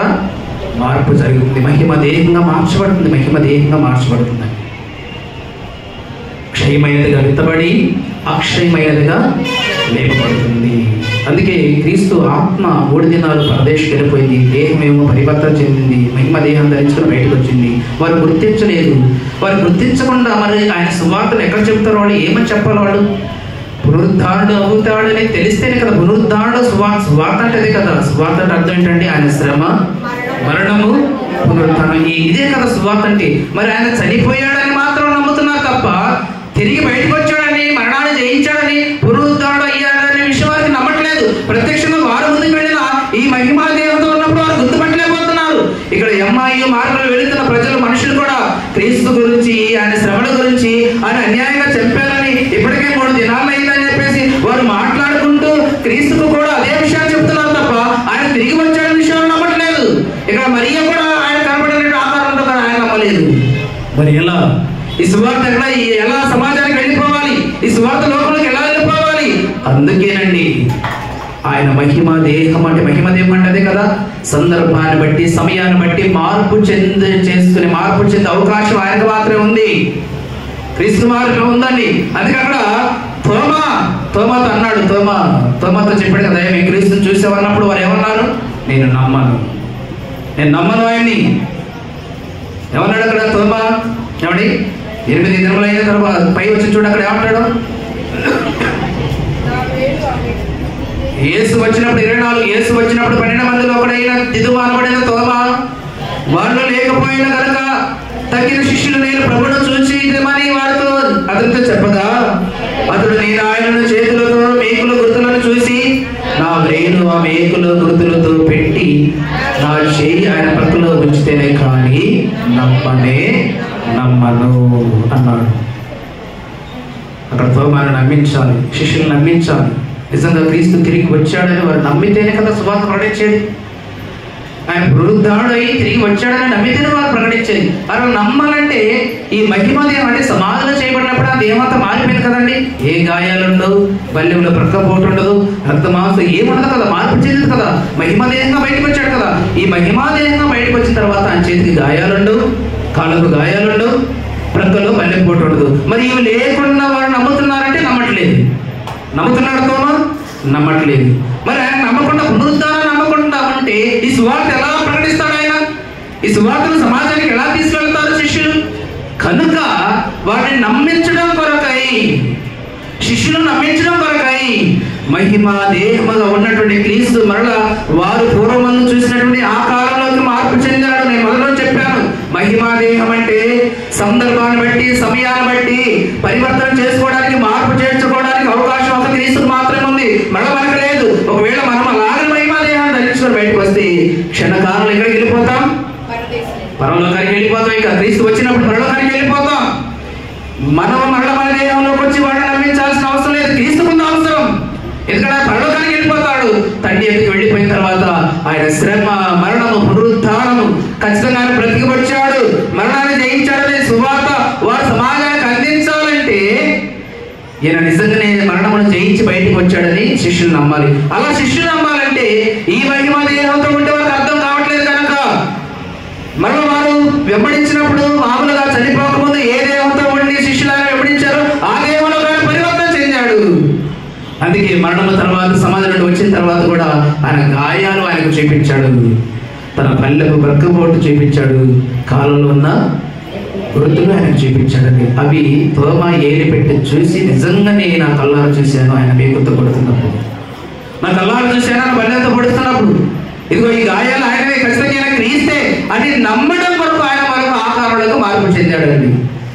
లేదా సమాధి నుండి వచ్చేటప్పుడు ఆయన ఆకారం ఎలాంటిది? గుర్తుపట్టలేనటువంటి ఆకారం, ఎవరు కూడా గుర్తించలేనటువంటి ఆకారం.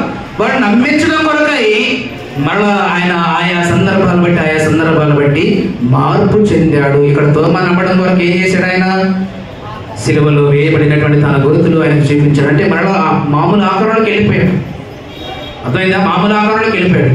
మరొక సందర్భంలో కూడా శిష్యులు ఆయన చూసి బోధము అని చెప్పినప్పుడు లూకాసు వార్త 24 వచ్చాను చూడ ఒకసారి. లూకాసు వార్త 24వ అధ్యాయంలో 2 సందర్భాలు మనకు కనపడతాయి. లూకాసు వార్త 24 వచ్చాలో కూడా అదే కదా.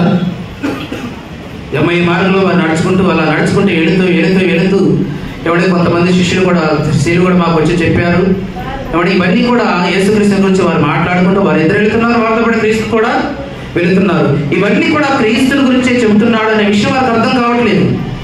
ఆయన ఇంకా చనిపోయి సమాజంలో ఉన్నాడు, తిరిగి రాలేదనే అవిశ్వాసంలో వారు కూడా ఉన్నారు. అప్పుడు అంటాడు, ఈ మాటలన్నీ విన్న తర్వాత యేసుక్రీస్తు వారితో చెబుతున్నటువంటి మాట అండి 25వ వచనం. అందుకు ఆయన, అవివేకులారా, ప్రవక్తలు చెప్పిన అన్నిటినీ నమ్మని మందమతులారా, క్రీస్తులాగా శ్రమపడి తన మహిమలో ప్రవేశించుట అగత్యము కాదా అని వారితో చెప్పి, మోషేయు సమస్త ప్రవక్తలను మొదలుకొని లేఖనములన్నింటిలో తన గూర్చిన వచనముల భావన వారికి తెలిపారు. ఇంతలో తాము వెళుతున్న గ్రామము దగ్గరగా వచ్చినప్పుడు ఆయన ఇంకా కొంత దూరం వెళ్ళనట్లుగా అగపడగా వారు, అయ్యా, ఈరోజు సాయంకాలం మాతో ఉండి మాతో భోజనం చేయమని ఆయన బలవంతం చేశారంటండి. అప్పుడు ఆయన వారితో కూడా భోజనంకు కూర్చున్నప్పుడు ఒక రొట్టెను పట్టుకొని స్తోత్రము చేసి దానిని విరిచి వారికి పంచి పెట్టగా వారి కన్నులు తెరవబడి ఆయనను గుర్తుపట్టింది. ఎప్పుడు గుర్తుపెట్టారు? ఇది నిజంగానే క్రీస్తే, ఆయన చెప్పినట్లుగానే 3వ దినాన్ని తిరిగి వచ్చాడు అని ఎప్పుడు గుర్తుపెట్టారు వాళ్ళు? ఒక రొట్టెను తీసుకొని స్తోత్రం బ్రతుకున్నప్పుడు చేశారు కదా వాళ్ళతోటి. ఇది మనతో చేసింది క్రీస్తు తప్ప మనతో ఎవరు చేయలేదు. మరలా ఇప్పుడు అదే కార్యక్రమాన్ని ఆయన జరిగిస్తున్నట్టు నిజంగా క్రీస్తే,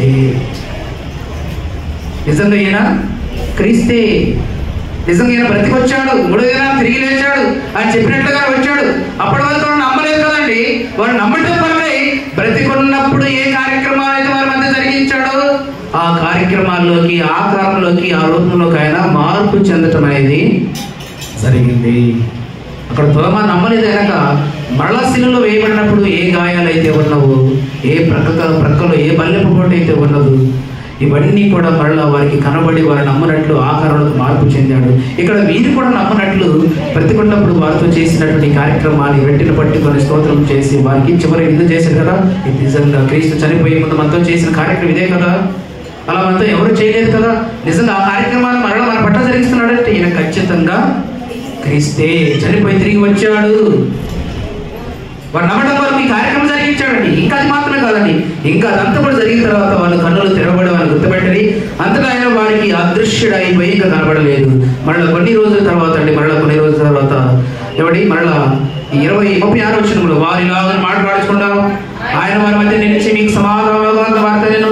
అయితే వారు దిగులు పడి భయక్రాంతులై, భూతము అనగా దయ్యము, ఆత్మ మన మధ్యకు వచ్చిందని చెప్పేసి వారు దిగులు పడి భయక్రాంతులైనప్పుడు, మీ హృదయములను సందేహం పుట్టినేలా, నేనే ఆయన అనటకు నా చేతులు నా పాదములను చూడడి, నన్ను బట్టి చూడడి, నాకున్నట్టుగా మీరు చూచుతున్న ఎముకలను మాంసము గోతము కొండవని చెప్పి తన చేతులు పాదములను వారికి చూపెను. అయితే వారు సంతోషము చేత ఇంకను నమ్మక ఆశ్చర్యపడుచుండగా, ఏది చేతులతో పట్టుకున్న తడివి చూసిన తన దేహాన్ని పట్టుకున్న వారు ఇంకా నమ్మకం రాలేదు.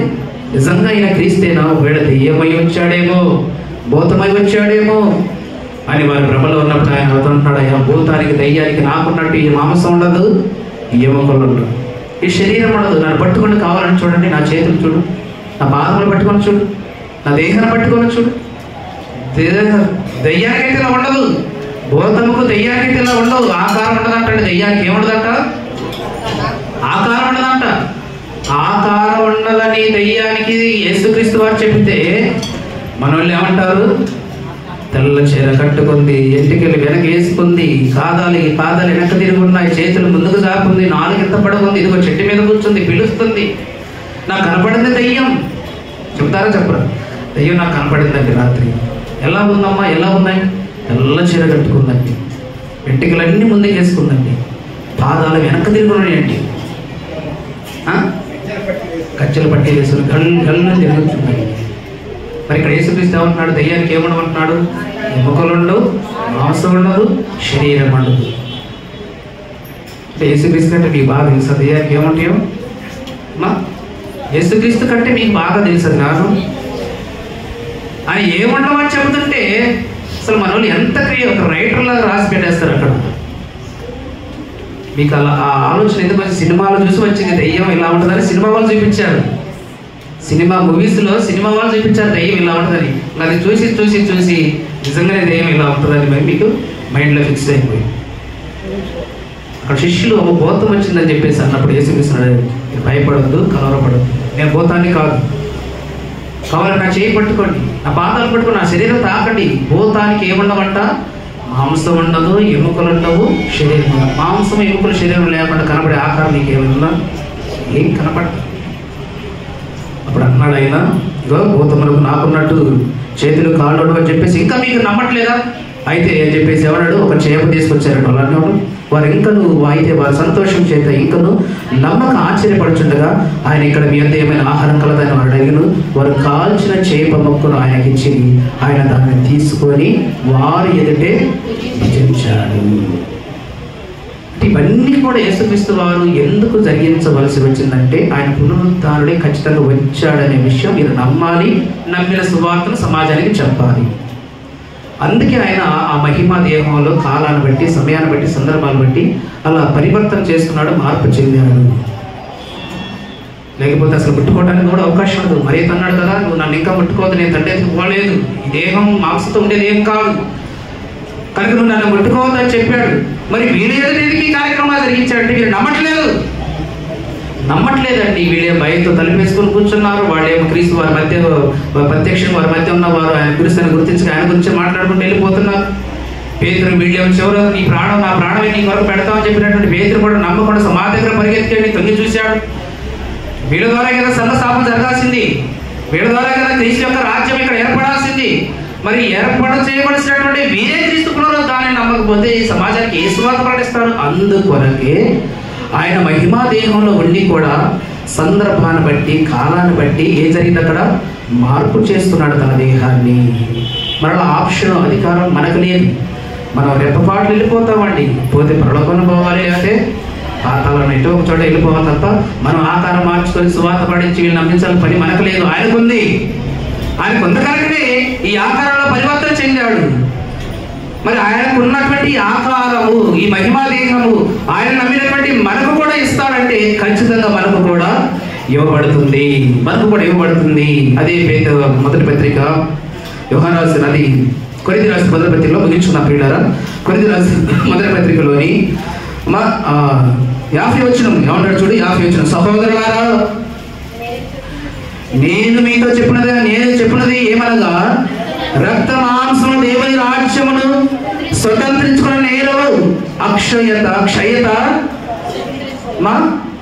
అక్షయతను స్వతంత్రించుకున్నాడు. ఇదిగో మీకు ఒక మర్మము తెలుపుచున్నాను. ఏంటంటే మనమందరము నిద్రించము, కానీ నిమిషములో ఒక రెప్పపాటున కడవాల బ్రోగగానే మనమందరము మార్పు పొందుదాము. ఎప్పుడంటే మనము ఈ దేహం ఇప్పుడు మార్పు చెందుద్ది? క్రీస్తుదంటే 3వ రోజే మార్పు చెంది బయటకు వచ్చేసింది, సమాజానికి చెప్పాలి కనుక. మరి మన దేహం ఇప్పుడు మార్పు చెందుతుంది. క్రీస్తు చివరి కడబోర శబ్దము ఆయన చివరిసారి లోకానికి అనుదించేంత వరకు దేహం మట్టిలో లాగలే కప్పబడి ఉంటుంది. అప్పటి వరకు మార్పు చెందదు. ఇది మార్పు చెందడానికి ఒక రోజులు కాలాలు సంవత్సరాలు పట్టాల్సిన అవసరం లేదండి. రెప్పపాటు చాలంట, క్షణకాలం చాలంట. అదంటాడు అక్కడ. ఒక మర్మాన్ని మీకు తెలుపుతున్నాను. ఏంటంట మర్మము? మనమందరము నిద్రించము, కానీ నిమిషంలో ఒక్క రెప్పపాటున కడగొడగానే మనమందరము మార్పు పొందుదము. ఆ శబ్దము వినగానే మృతుడైనటువంటి మన దేహము ఏమైపోతుందంట? మార్పు చెందుతుందంట. అక్షయతను ధరిస్తుంది, మహిమా దేహాన్ని ధరిస్తుంది. అప్పటి వరకు ఈ దేహం అలాగే ఉండిపోతుంది సమాజంలో. ఆయనంటే 3వ దినాన్ని పెట్టుకొచ్చాడు సమాజానికి సువార్త ప్రకటించడం వరకై. శిష్యుని సామ్రాజ్యం, క్రీస్తు రాజ్య స్థాపన ఇక్కడ జరగాలి కనుక పునరుద్ధానం ఉన్నదనే విషయం మూడవ దినాన్ని తిరిగి వచ్చాడు, అందరూ కనిపించాడు. పేతురు ద్వారా సంఘ స్థాపన జరిగింది. మరి మనం కూడా చనిపోతాం కదా, మనం కూడా దేహాన్ని విడిచిపెడతాం కదా, సమాధిలో పాతి పెట్టబడుతుంది కదా. పాతి పెట్టబడిన ఈ దేహం ఎప్పుడు మార్పు చెందింది? మూడో రోజా? ఎన్నో రోజు మార్పు చెందింది? కడబోర మోగినప్పుడు అండి. కడబోర మోగినప్పుడు చివరి శబ్దం అది. ఎంత టైం పడుతుందంటే ఇది మార్పు చెందడానికి? రెప్పపాటు. కానీ ఖచ్చితంగా మార్పు అనేది చెందుతుంది. ఎలా మార్పు చెందుతుంది? క్రీస్తు కొరకు బ్రతికితే, క్రీస్తు కొరకు చనిపోతే, క్రీస్తు సువార్త కొరకు త్యాగం చేస్తే, దేవుని కొరకు నీతిగా యథార్థంగా భూమి మీద బ్రతికి మన జీవితకాలంలో కొంతమంది క్రీస్తు కొరకు నడిపించి పరలోకమున్నదని నమ్మి పునరుద్ధానములను నమ్మి చనిపోతే అప్పుడు మార్పు చెందుతుంది. లేకపోతే ధనవంతుడిలాగా ఎక్కడికి వెళ్ళిపోద్ది? పాతాళానికి వెళ్ళిపోవాలి. పాతాళానికి వెళ్ళిపోవాలండి. రెప్పపాటులో మార్పు పొందుతాము అని చెబుతూ ఈ మర్మాన్ని తెలియజేస్తూ ఏమంటున్నాడు? ఇగో క్షయమైన, అప్పుడు ఇదిగో మార్పు పొందుదము, ఘోర రోగును, అప్పుడు మృతులు అక్షయులుగా లేపబడగలరు. మనము మార్పు పొందుదము, క్షయమైన ఈ శరీరము అక్షయతను ధరించుకొనవలసి ఉన్నది. మత్స్యమైన ఈ శరీరము అమర్త్యతను ధరించుకోవలసి ఉన్నది. ఖచ్చితంగా ఈ మార్పు జరుగుద్ది. యేసుక్రీస్తు వారికి జరిగింది కనుక మనకు కూడా ఖచ్చితంగా ఈ మార్పు జరుగుద్ది. తన ఆకారంలో దేవుడు మనల్ని కూడా మారుస్తాడు. తను పొందిన మహిమా దేహంలో కూడా ఈ మట్టి దేహాన్ని దేవుడు కూడా మార్పు చేయగలడు. ఆ విశ్వాసంతో మనం కూడా వృద్ధి పొందాలి. అందుకే దశలోని రాసే పత్రికలు అంటాడు, నిరీక్షణ లేని ఇతరుల వల్ల మీరు దుఃఖపడకుండా నిమిత్తము చనిపోయిన వారి గురించి మీకు తెలియకుండా నాకు ఇష్టం లేదు. మీరు బాధపడుతున్నారు, చనిపోయిన తర్వాత వాడు మనం చూడలేము, ఇక రాలేదు, వారి చరిత్ర అయిపోయింది, వారికి అంతం వచ్చిందని చెప్పేసి మీరు బాధపడుతున్నారు కదా. మీరు అలా బాధపడడం, దుఃఖపడడం నాకు ఏమాత్రం ఇష్టం లేదు. ఇదిగో చనిపోయిన వారి గురించి ఒక మర్మాన్ని మీకు తెలియజేస్తున్నానని చెప్పేసి దశలోకి రాసిన పత్రికలు 4:13 ఏమంటాడు? నిరీక్షణ లేని సహోదరులారా, నిరీక్షణ లేని ఇతరుల వల్ల మీరు బాధపడుకున్నాడా? దుఃఖపడుకున్న నిమిత్తము ఇదిగో నిద్రించిన వాడిని మీ గురించి తెలియకుండా మాకు ఇష్టం లేదు. యేసు మృతి పొంది తిరిగి లేచినని మనము నమ్మిన అదే ప్రకారము యేసునందు నిద్రించిన వారు దేవుడు ఆయనతో కూడా వెంట పెట్టుకొని వస్తాడు. మీరు బాధపడద్దు, దుఃఖపడద్దు. ఆయన 3వ దినాన్ని ఎలాగైతే మరణాన్ని చేసి తిరిగి లేచాడు, మీరు మరణించిన, మీరు సమాధి చేయబడ్డ కడబోర మ్రోగినప్పుడు, ఆ శబ్దం వినబడినప్పుడు మృతుపోయినటువంటి మీ దేహంలోకి మీ ఎముకలు మట్టైపోయిన దేహము కూడా ఒకటిగా సమకూర్చబడుతుంది. ఆ శబ్దం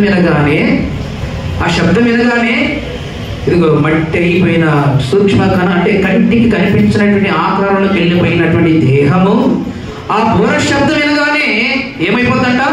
మహిమా దేహముగా, అక్షయ దేహముగా మార్చబడి ఒకటిగా విడిపోయినటువంటి దేహమంతా, చెదిరిపోయినటువంటి దేహమంతా ఆ శబ్దము వినగానే అంత ఒకటిగా సమకూర్చుకొని ఒక మంచి ఆకారం పొందుకొని అక్షయతను ధరించుకొని బయటికి వస్తారంటాడు. మనమందరం కూడా కనుక మీరు బాధపడద్దు, దిగులు పడద్దు, భయపడద్దు. ఒక ధైర్యం ఇచ్చాడు దేవుడి సమాజానికి, ప్రాముఖ్యంగా క్రీస్తు నమ్మినటువంటి క్రైస్తవులకి. ఆయన పునరుద్ధానాడు అయ్యాడనే విషయాన్ని నువ్వు నమ్మితే ఖచ్చితంగా నీ దేహం కూడా అలాంటి ఆకారం పొందుకొని వస్తుందా? బయటికి వస్తుంది. అది అక్షయ మహిమ. మనం చెప్పుకున్నాం కదా, మహిమ శరీరము. మహిమా శరీరం టాపిక్ అదే కదా. మహిమా శరీరం. ఆ శరీరానికి నొప్పి ఉండదు, బాధ ఉండదండి, అసూయ ఉండదు, కాబట్టి ఎటువంటి దెబ్బ తగిలినా ఎటువంటి బాధ ఉండదండి. ఎక్కడికైనా వెళ్ళిపోగలం. మరణం అనేది లేనటువంటి దేహం అది. మరణం లేనటువంటి దేహాన్ని దేవుడికి ఇవ్వబోతున్నాడు. తను ఎలాంటి దేహాన్ని పొందుకున్నాడు అలాంటి దేహాన్ని నీకు ఇవ్వబోతున్నాడు. ఆ దేహంలోకి, ఆ మార్పులో నిన్ను మార్చబోతున్నాడు యేసుక్రీస్తు ప్రభుల వారు. కనుక నువ్వు నిరీక్షణతో ఎదురు చూడాలి. మనకంటే ఒక నిరీక్షణ ఉన్నది. నిరీక్షణ లేని ఇతరుల వల్ల మీరు ఉండొద్దు అంటాడు. ఎలా మార్పు చేస్తాడో చివరి మాట చదువుకొని ముగించుకున్న పిల్లలు. పిలుపులకు రాసిన మొదటి పత్రిక 3వ అధ్యాయము 20-21 ముగించుకుంది. ఇక పిలుపులకు రాసిన పత్రిక 3వ అధ్యాయము అమ్మా 20 ఏమన్నాడు? మన పౌరస్థితి పరలోకమందున్నది. అక్కడ నుండి ప్రభు అయిన యేసుక్రీస్తు రక్షకుని నిమిత్తము ఎదురు చూస్తున్నాం. మనం అందరం కూడా మన పౌరస్థితి ఎక్కడుందంట? పరలోకమందున్నది కనుక అక్కడ ఉన్నటువంటి యేసు ఇప్పుడు ఎక్కడున్నాడు యేసుక్రీస్తు వారు? చనిపోయి తిరిగి లేచిన తర్వాత 40 దినాలు వారు కనపడ్డాడు, వారి మధ్య ప్రత్యక్షమయ్యాడు, రకరకాలైన ఆకారాలకు మార్చబడ్డాడు, పునరుద్ధానం అనే విషయాన్ని ఖచ్చితంగా వారికి తెలియజేశాడు. తర్వాత ఆయన పరలోకానికి వెళ్ళిపోయి తండ్రి కూడా భాషమందు కూర్చొని ఉన్నాడు. ఇప్పటికీ మరలా రెండో పర్యాయం ఈ లోకానికి రాబోతున్నాడు. మనం అందరం కూడా ఆయన కొరకు ఎదురు చూస్తున్నాం. ఖచ్చితంగా ఆయన పొందిన పునరుద్ధానం మనకు కావాలని మనం ఎదురు చూస్తున్నాం. కనుక మన పౌర స్థితి పరలోకమందున్నది. అక్కడ నుండి ప్రభువైన యేసుక్రీస్తు వారు రక్షకుని నిమిత్తము కనిపెట్టుకుని ఉన్నాము. సమస్తమును తనకు లోపరుచుకోజాలిన శక్తిని బట్టి ఆయన మన దీన శరీరమును తన మహిమ గల శరీరమునకు సమరూపముగా అలదానిగా మార్చును. ఈ మట్టి దేహాన్ని, ఈ దీన శరీరాన్ని ఆయన రెండోసారి లోకానికి వచ్చేటప్పుడు ఆ కడబోర శబ్దము ద్వారా ఈ మట్టి దేహము, దీన శరీరము ఎలా మార్చబడిందట? క్రీస్తు పొందిన మహిమ దేహానికి సమరూపముగా మన దేహాన్ని కూడా మారుస్తాడు. ఆ నిరీక్షణతో మనం బ్రతకాలి, ఆ నిరీక్షణతో మనం ఎదురు చూడాలి. ఏమండి, ఖచ్చితంగా ఉందా? క్రైస్తవులకి, క్రీస్తు నమ్మిన వారికి మరొక బ్రతుకుందా, మరొక ఆకారం ఉందా, మరొక జీవితం ఉందా, నిత్య జీవం ఉందంటే ఖచ్చితంగా ఉంది. ఆయన నిరూపించాడు, ఈ సమాజానికి చూపించాడు. ఆయన యొక్క పునరుత్థానమును కల్లారా ప్రత్యక్షంగా చూసిన శిష్యులు వారి ప్రాణం పోయేంత వరకు ఆయన పునరుత్థానాన్ని సమాజానికి ప్రకటించాడు. అది ఖచ్చితంగా నువ్వు నమ్మితే, అది ఖచ్చితంగా నువ్వు విశ్వసిస్తే, నిజంగానే క్రీస్తు నా కొరకు శ్రమ పడ్డాడు, సిలువై పడ్డాడు, సమాధి చేయబడ్డాడు, 3వ దినాన మరణమును జయించి పునరుద్ధానుడై తిరిగి లేచాడు అని నువ్వు విశ్వసిస్తే, నువ్వు నమ్మితే, ఆయన పొందిన మహిమ దేహమునకు సమానమైనటువంటి ఆకారం నీ దేహానికి కూడా ఆయన ఇవ్వగలడు. ఇస్తాడా? ఇస్తాడు. అదే చెప్తున్నాడు కదా అక్కడ. మన పౌరస్థితి పరలోకమందున్నది. అక్కడ నుండి ప్రభువైన యేసుక్రీస్తు రక్షణ నిమిత్తము కనిపెడుతున్నాము. సమస్తమును తనకు లోపరుచుకోజాలిన శక్తిని బట్టి ఆయన మన దీన శరీరమును తన మహిమ గల శరీరమునకును సమరూపము గలదానిగా మారుస్తాడు. ఆ సామర్థ్యం ఆయనకు ఉంది. నమ్మితే, విశ్వసిస్తే, క్రీస్తు రాకడలు, క్రీస్తు అంతిమ యాత్రలు, కడబోర శబ్దం మోగినప్పుడు ఈ మట్టి దేహం, ఈ దీన శరీరం మహిమ గల దేహంగా మార్చబడుతుంది. నువ్వు నమ్మలేదనుకోండి, ఇవన్నీ ఏదో రహస్యాల్లో చెప్పుకుంటూ పోవటమేలే అని నువ్వు నమ్మలేదనుకోండి, ఆయన పునరుద్ధానాన్ని ధనవంతుడిలాగా పాతాళానికి వెళ్ళవలసి వస్తుంది. ఏమండి, ధనవంతులాగా పాతాళానికి వెళ్ళవలసింది. నువ్వు నమ్మకపోతే, ఆయన పునరుద్ధానాన్ని నమ్మితే ఖచ్చితంగా ఆయన పొందిన ఆకారం, ఆయన పొందిన దేహము, ఆయన పొందినటువంటి అక్షయ ఆకార శరీరము మనందరికి ఇవ్వడానికి రెండోసారి లోకానికి వస్తున్నాడు. రెప్పపాటులో ఈ మర్మము, ఈ మార్పు మన దేహంలో జరుగుతుంది కనుక ప్రియులారా, ఇది క్రైస్తవులకు మాత్రమే ఏమంటే ఈ జ్ఞానం దేవుడు బోధించాడు. ఒక క్రైస్తవులనే కాదు, ఇది నమ్మిన ప్రతి ఒక్కరికి ఈ అవకాశం దేవుడు ఇస్తున్నాడు. కనుక ఈ అక్షయ శరీరాన్ని, మహిమ శరీరాన్ని మనమందరం కూడా ధరించి ఇంకెప్పటికీ అంతము లేని లోకానికి, చావు లేని లోకానికి, క్రీస్తుతో తరతరములు యుగయుగాలు దేవునితో జీవించేటటువంటి ఈ జీవితాన్ని మనమందరం కూడా ఈ పునరుద్ధానము ద్వారా పొందుకొని అక్షయమైనటువంటి దేహాన్ని ధరించి మహిమ గల శరీరాన్ని, ఎప్పటికీ చావు లేనటువంటి లోకాన్ని ధరించడం కొరకై, ఆ దేహాన్ని మనం అందరూ కూడా ధరించడం కొరకై ఇప్పుడే బ్రతికుండగానే, దేహంతో ఉండగానే క్రీస్తు యొక్క శ్రమ, మరణ, పునరుద్ధానములు పరిపూర్ణంగా హృదయపూర్వకం మనం సేకరించి మన ముందున్నటువంటి కాలము క్రీస్తు కొరకు, దేవుని కొరకు, సువార్త కొరకు నీతిగా యథార్థంగా బ్రతుకుతూ అనేకులను క్రీస్తుకు నడిపించడానికి పరిశుద్ధాత్మ దేవుడు మనందరికీ కూడా మంచి హృదయాలు, తలపులను కలుగు చేయాలని కోరుకుంటూ ఈ కొద్ది మాటలు నేను ముగిస్తున్నాను. దేవుడు తన పరిశుద్ధ వాక్యంలో దీవించి ఆశీర్వదించిన గాక. ఆమేన్. సమస్త జ్ఞానమిచ్చిన దేవుని సమాధానం యేసుక్రీస్తు వలన మీ హృదయములకు, మీ తలపులకు కావలినను గాక. ఆమేన్. దేవా నాయందు శుద్ధ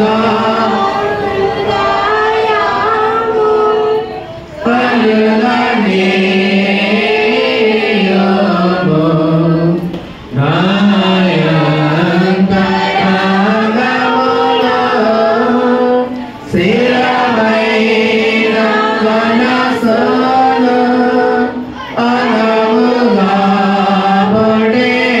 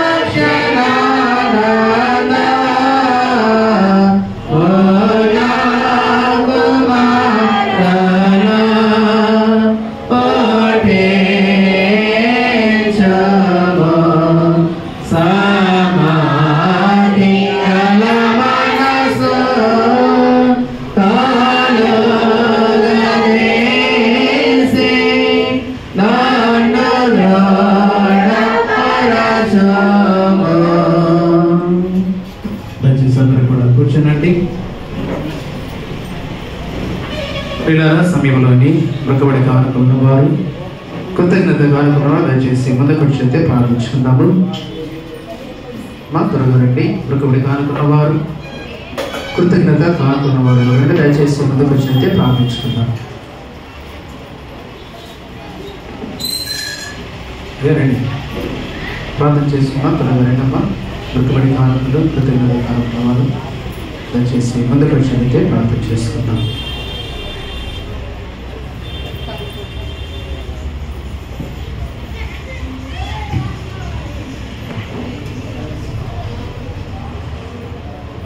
ప్రార్థించుకుందాము. తలలు వంచండి, ప్రార్థన చేసుకుందాం. మహాపరిశుద్ధుడా, కృప కలిగిన మా తండ్రి, ప్రేమ కలిగిన మా దేవుడు, మహోన్నతుడా, మీ కొందనాయన మధ్యాహ్న కాల సమయంలో మీ సన్నిధానంలో తండ్రి బిడ్డలనైనా శిరస్సు వంచి ప్రార్థిస్తూ ఉన్నారు, విజ్ఞాపన చేస్తున్నారు.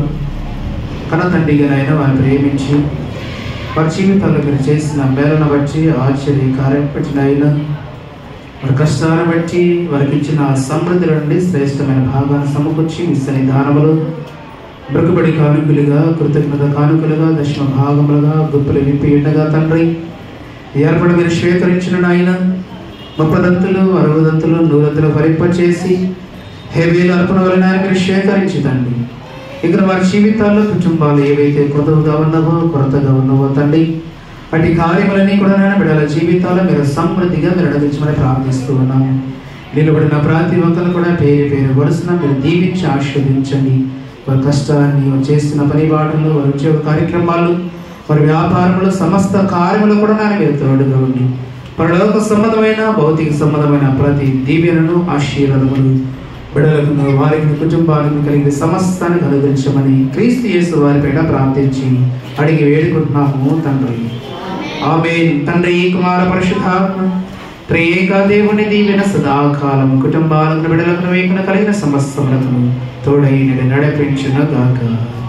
ఆమేన్. సమీపంలోని సంఘ కానుకల స్వీకరణ జరిగించుకుందాము. అర్పణ కీర్తన పాడుతుంటే సంఘ కానుకల స్వీకరణ జరిగించుకున్న అర్పణ కీర్తన పాడుతున్నాం. పాడతారా స్త్రీలు ఎవరైనా?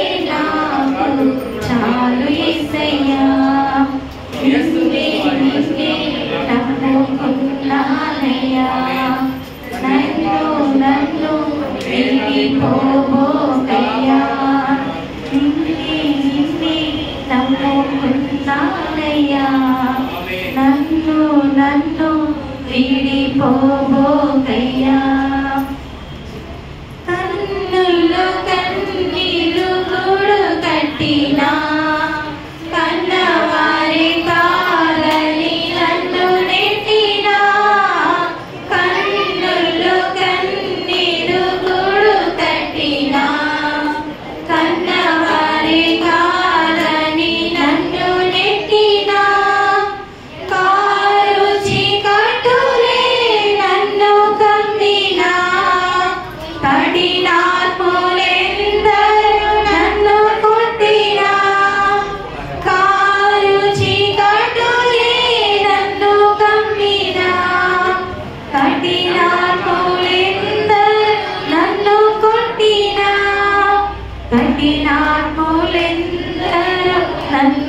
కొట్టినా నిన్నే నిన్నే నమ్ముకున్నానయ్యా.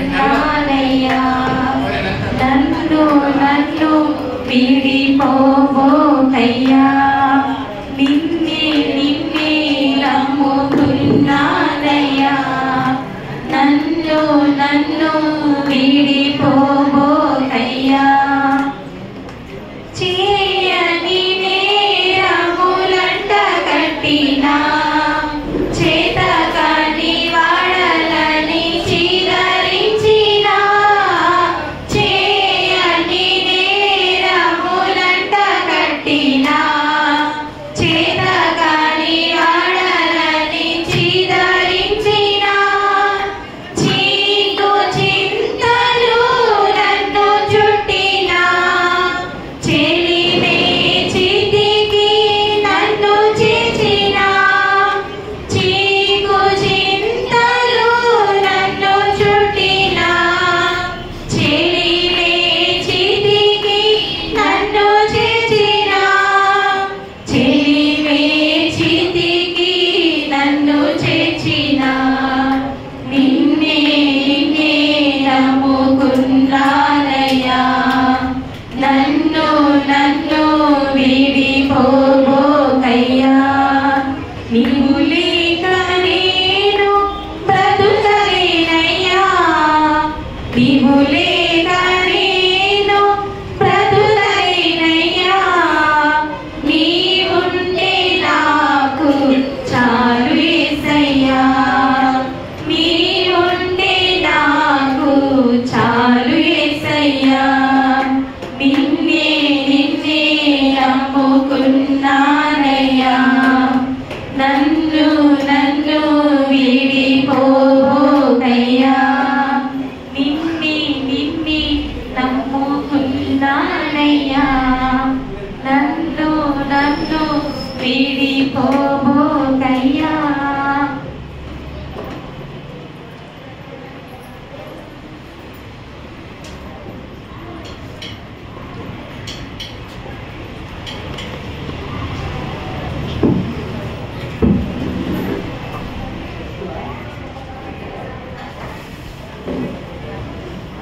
ప్రియులారా, సమీపంలోని సంఘ ప్రకటనలు వచ్చే ఆదివారము మే మాసము మొదటి ఆదివారం కనుక మొదటి ఆదివారం ఆరాధనలో సంస్కారము నియమించబడదు. దయచేసి విషయాన్ని గమనించండి. వచ్చే ఆదివారము మొదటి ఆదివారం ఆరాధనలోని ప్రభు వల్ల ఆరాధన జరగనున్నది. సంస్కారం నియమించబడింది కనుక సమయాన్ని గమనించి మీరందరూ కూడా ప్రార్థనాపూర్వకంగా సిద్ధపడి ప్రభు సన్నిధికి రావాలని ప్రేమతో మీ అందరూ కూడా మనం చేస్తున్నాను. మరి మే నెలలో జరగబెట్టేటువంటి సంస్కార ఆరాధన కొరకు రొట్టె ద్రాక్ష రసం కొరకు మన ప్రియులు నిమ్మదాసులు కోరే అనిత గారి కుటుంబం నుండి రొట్టె ద్రాక్ష రసం కొరకు వారు సిద్ధపడి ఉన్నారు కనుక మరి దేవుడు గురించినటువంటి మంచి మనసాక్షిని బట్టి దేవుడు వారిని ఎవరి కుటుంబాన్ని దీవించి ఆశీర్వదించాలని కోరుకుంటూ మరి సంఘము వారి నిమిత్తమై ప్రార్థించాలని మనం చేస్తూ ఉన్నాను. అలాగే ప్రియులరా, మరి ఈరోజు నా సీడ్ ఇచ్చినటువంటి వారు కలుపుని రామప్రసాద్ గారు, చిన్న పెద్దలు కలుపుని రామప్రసాద్ గారు సీడెఫ్ 100 రూపాయలు, అలాగే పాష్ గారు రూమ్ వరకు 200 రూపాయలు ఇవ్వడం జరిగింది. రూమ్ అలాగే సీడెఫ్ 100 రూపాయలు, సేవకుని రూమ్ వరకు 200 రూపాయలు రామప్రసాద్ గారు మరి సిద్ధం చేసి ఉంటారు కనుక దేవుడు వారి కుటుంబాన్ని దీవించాలని కోరుకుంటూ వారి నిమిత్తం కూడా ప్రార్థనలు మనం జ్ఞాపకం చేసుకుందాం. అలాగే ప్రియుల మరొక ప్రాముఖ్యమైనటువంటి సంఘ ప్రకటన మీ అందరూ కూడా తెలియజేస్తున్నారు. మీ అందరూ కూడా తెలుస్తూ మన ప్రియులు దేవుని దాసులు కీర్తిశేషులు పప్పుల సత్యానందం మాస్టర్ గారు మరి గురువారం పైన గురువారం నాడు వారు ప్రజెంట్ సోమవారమా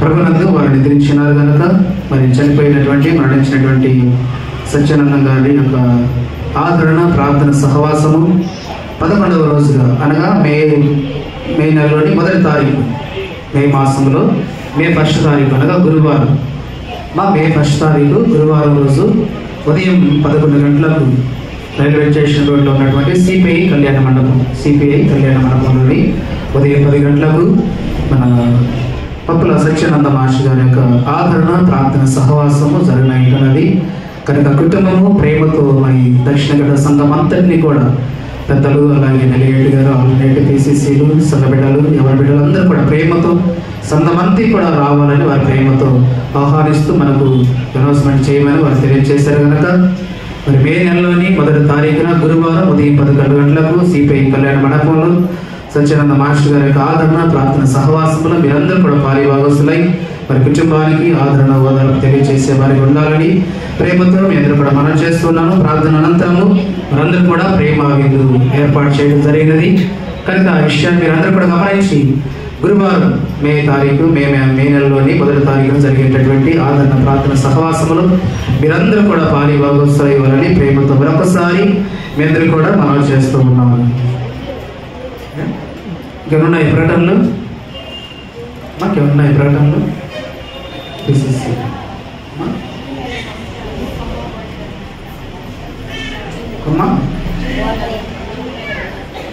రాసారా? రాయలేదమ్మా. ఆ 3 నెలల కింద చెప్పింది ఏది అని తగ్గ రాయలేదా? జూన్ నెలలో మే నెలలో కనుక రాసారా? రాయండి రాసానమ్మా. నేను మే నెల అనుకుంటున్నాను. పిల్లలు మంచిగా ఏమన్నా ప్రకటనలు, సంఘ ప్రకటనలు మరి ఏమైనా లేనట్లయితే స్వీకరించబడిన కానుకలు దేవునికి సమర్పించినట్టు ప్రార్థన, త్వరలో ప్రార్థన దైవాశయంతో మనం కూడా సెలవు తీసుకుందాం.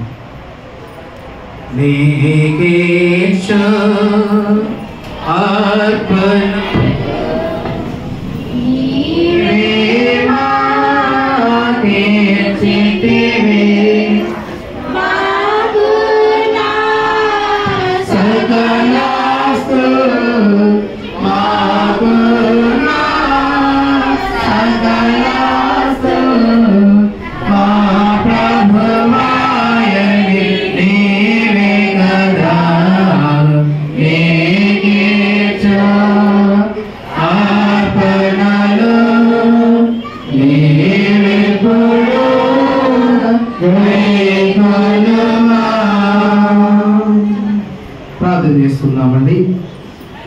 మహాపరిశుద్ధుల కృప కలిగిన మా తండ్రి, ప్రేమ కలిగిన మా దేవ, మీ కొందనాలు నాయన. ఈస్టర్ తర్వాతి మొదటి ఆదివారపు ఆరాధనలు ఎంతవరకు నాయన పాటల ద్వారా, ఆరాధన ద్వారా, వాక్యం ద్వారా మిమ్మల్ని మహిమ పరిచినందుకు వందనాలు చెల్లించుకుంటూ ఉన్నాము.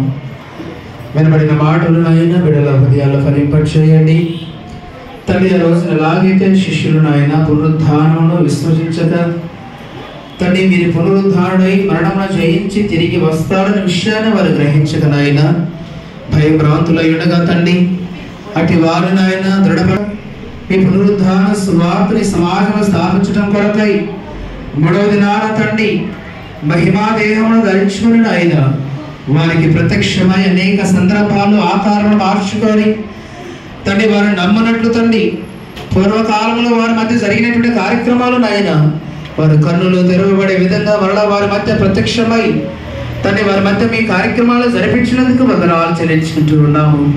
అందుని బట్టి నాయన వారు నిజంగానే క్రీస్తు లేచి ఉన్నాడని, సమాధిని గెలిచాడని, మరణమును జయించి వచ్చాడని విశ్వసించిన ఆయన అప్పటి నుండి ఆయన మీ కొరకు సర్వస్థాన్ని కోల్పోవడానికి, నష్టపరచుకోవడానికి వారు ప్రాణ త్యాగం చేసిన ఆయన ఎలాగైనా క్రీస్తు యొక్క శ్రమల గురించి, ఆయన మరణముల గురించి, ఆయన పునరుద్ధారణ గురించి మనకు కల్లారా చూసాము కనుక ఈ సువార్త వ్యర్థమైపోకుండా దీని కొరకు మన ప్రాణాలైనా ప్రాణంగా పెట్టి ఈ సువార్తను వెల్లడించాలని మొదటి శతాబ్దంలో వారు చేసిన సువార్త త్యాగ ఫలితమే తండ్రి ఈ రోజున మేమందరం కూడా నాయన మీ గురించి సమస్తం కూడా నాయన నష్టపరచుకొని ఎవరైతే ఈ సేవలు నాయన ఈ పరిచయలో తన ప్రాణాలు పోగొట్టుకుంటారో అట్టి వారందరూ నాయన సమాధిలో పాతి పెట్టబడిన తర్వాత క్రీస్తు యొక్క 2వ రాకడలు కడబోర శబ్దము మోగగానే తండ్రి రెప్పపాటులో నాయన మట్టి అయిపోయినటువంటి దేహము మహిమా దేహముగా మార్చబడి అక్షయ శరీరముగా లేపబడుతుందని తండ్రి మీ వాక్యం సెలవిస్తున్నది కనుక నాయన మేమందరం ఒక నిరీక్షణ గలవారమై ఆయన మా నిరీక్షణను కోల్పోకుండా నాయన చివరి వరకు తండ్రి మీ రాకడ వరకు లేదా నాయన భూమి మీద మేము బ్రతుకున్నంత వరకు ఆ నిరీక్షణగా కూడినటువంటి విశ్వాసాన్ని కొనసాగిస్తూ నాయన ఈ దేహము మహిమా దేహముగా అక్షయ దేహముగా మార్పు చెందేంత వరకు నాయన మీ సేవలు ఈ తనములు నాయన మీ సేవలు ఈ శరీరాన్ని నలగబట్టడానికి నాయన మీ కృపను అనుగ్రహించమని ప్రార్థిస్తూ ఉన్నాము. ఎందరు బిడ్డలైతే నాయన ఈ సత్యాన్ని వింగరిస్తారు, ఎందరైతే నాయన ఈ వాస్తవాన్ని నమ్ముతారు, అట్టి వారందరికీ మరణము తర్వాత పునరుద్ధానమున్నదనే సత్యాన్ని విశ్వసించి ఎవరి కుటుంబాలు నెమ్మది లేకనైనా సమాధానం లేకనైనా ఉంటుండదు. వారి జీవితాల్లో నెమ్మదిని, సమాధానమును, ఐక్యతను మీ వాక్యానుసారమైనటువంటి ఆయన విశ్వాసమును కలచమని ప్రార్థిస్తున్నాము.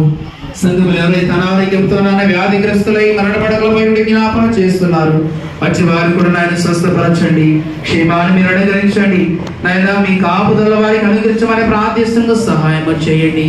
సంఘములో నాయన అన్నదమ్ముల మధ్యను, కాచేళ్ల మధ్యను, భార్య భర్తల మధ్యను, అత్త గోడల మధ్యను, సంఘ విశ్వాసుల మధ్యను, పెద్దల మధ్యను నాయన క్రీస్తు ప్రేమతో కూడినటువంటి సమాధానం కలిగి నాయన మీ కొరకు నాయన అప్పగించబడిన పనిలో నమ్మకమైన వారిగా ఉండటానికి కృప దయచేయమని ప్రార్థిస్తుండగా కృప చేయించండి. సంఘములు ఎవరైతే నాయన చదువుకుని బిడ్డలు ఉన్నారో వాడు కృప దయచేయండి. చదువుకొని ఉద్యోగాలు చేస్తున్న బిడ్డలు కూడా మనం జ్ఞాపకం చేస్తున్నాండి.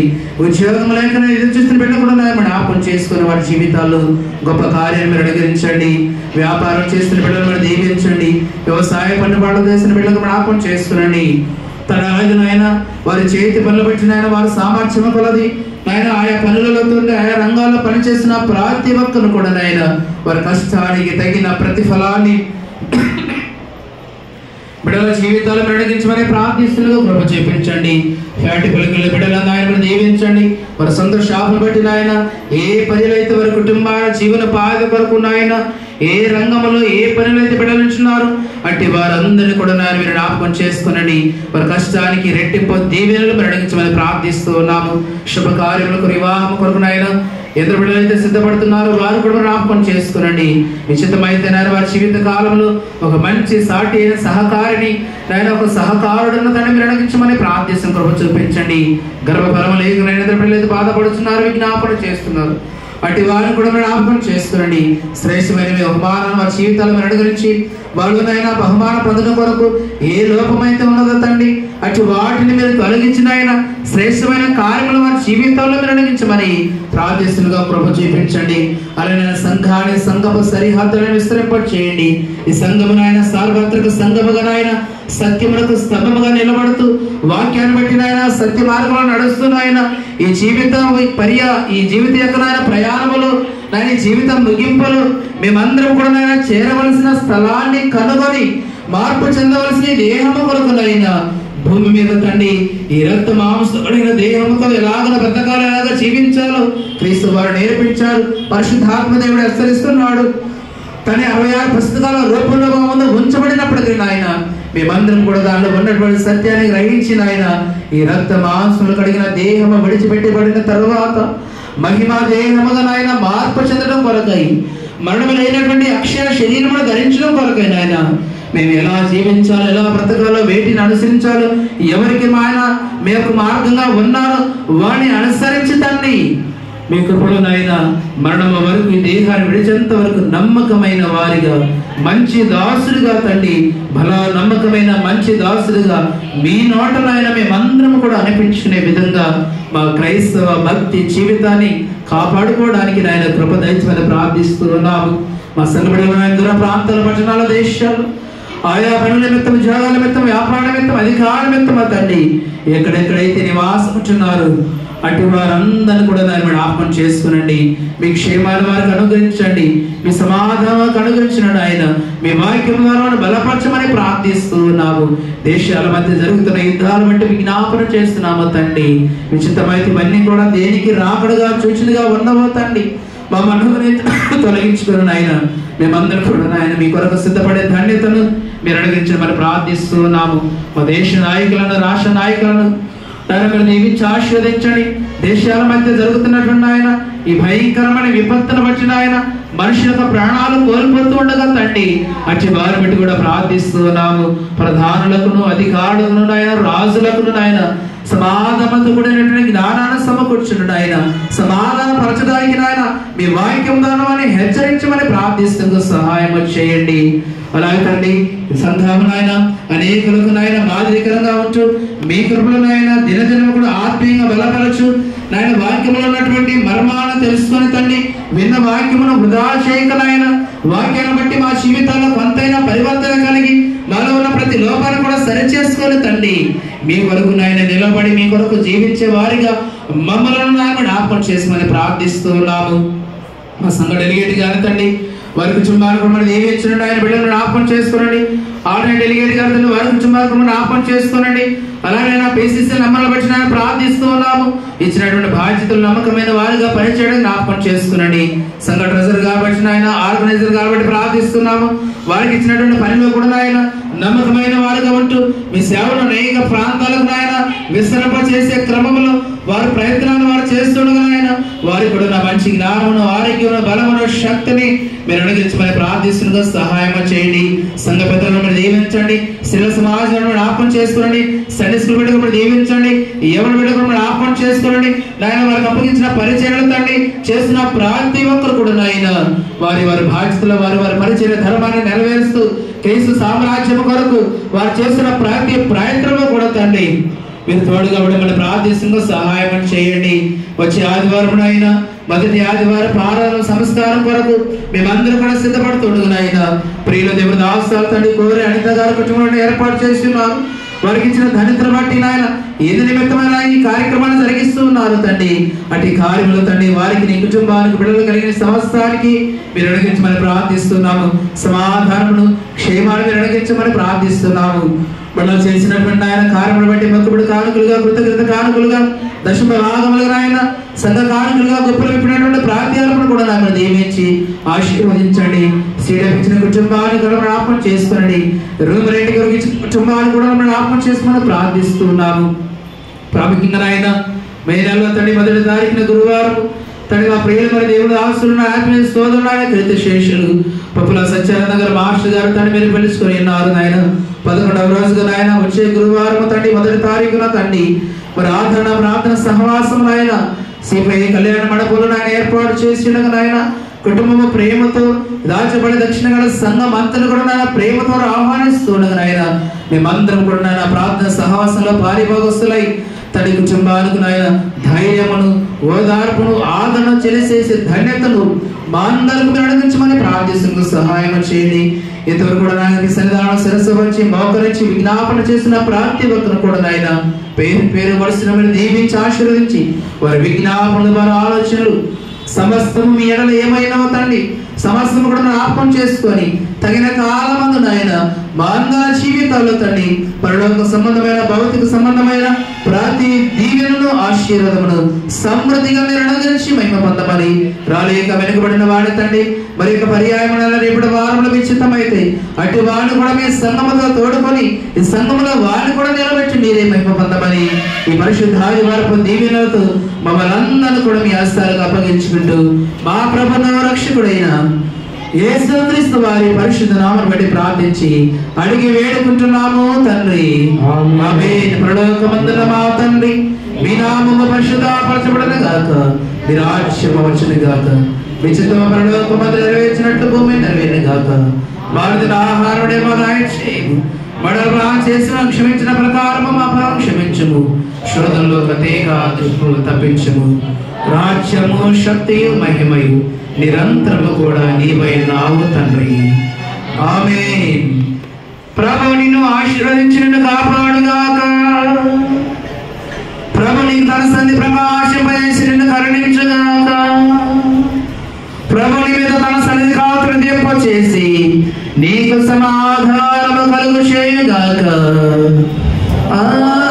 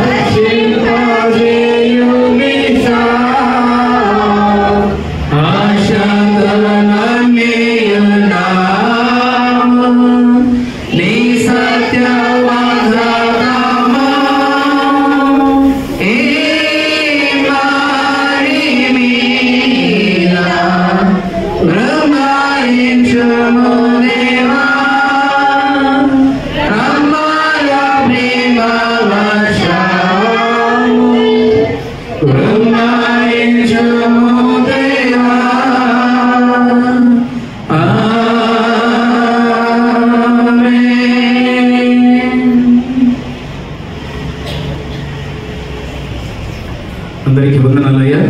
మీ అందరికీ వందనాలు. దేవుడి మీద కూడా దీవించిన కదా. సెలవు తీసుకుందాము. సమాధానముతో వెళ్ళండి.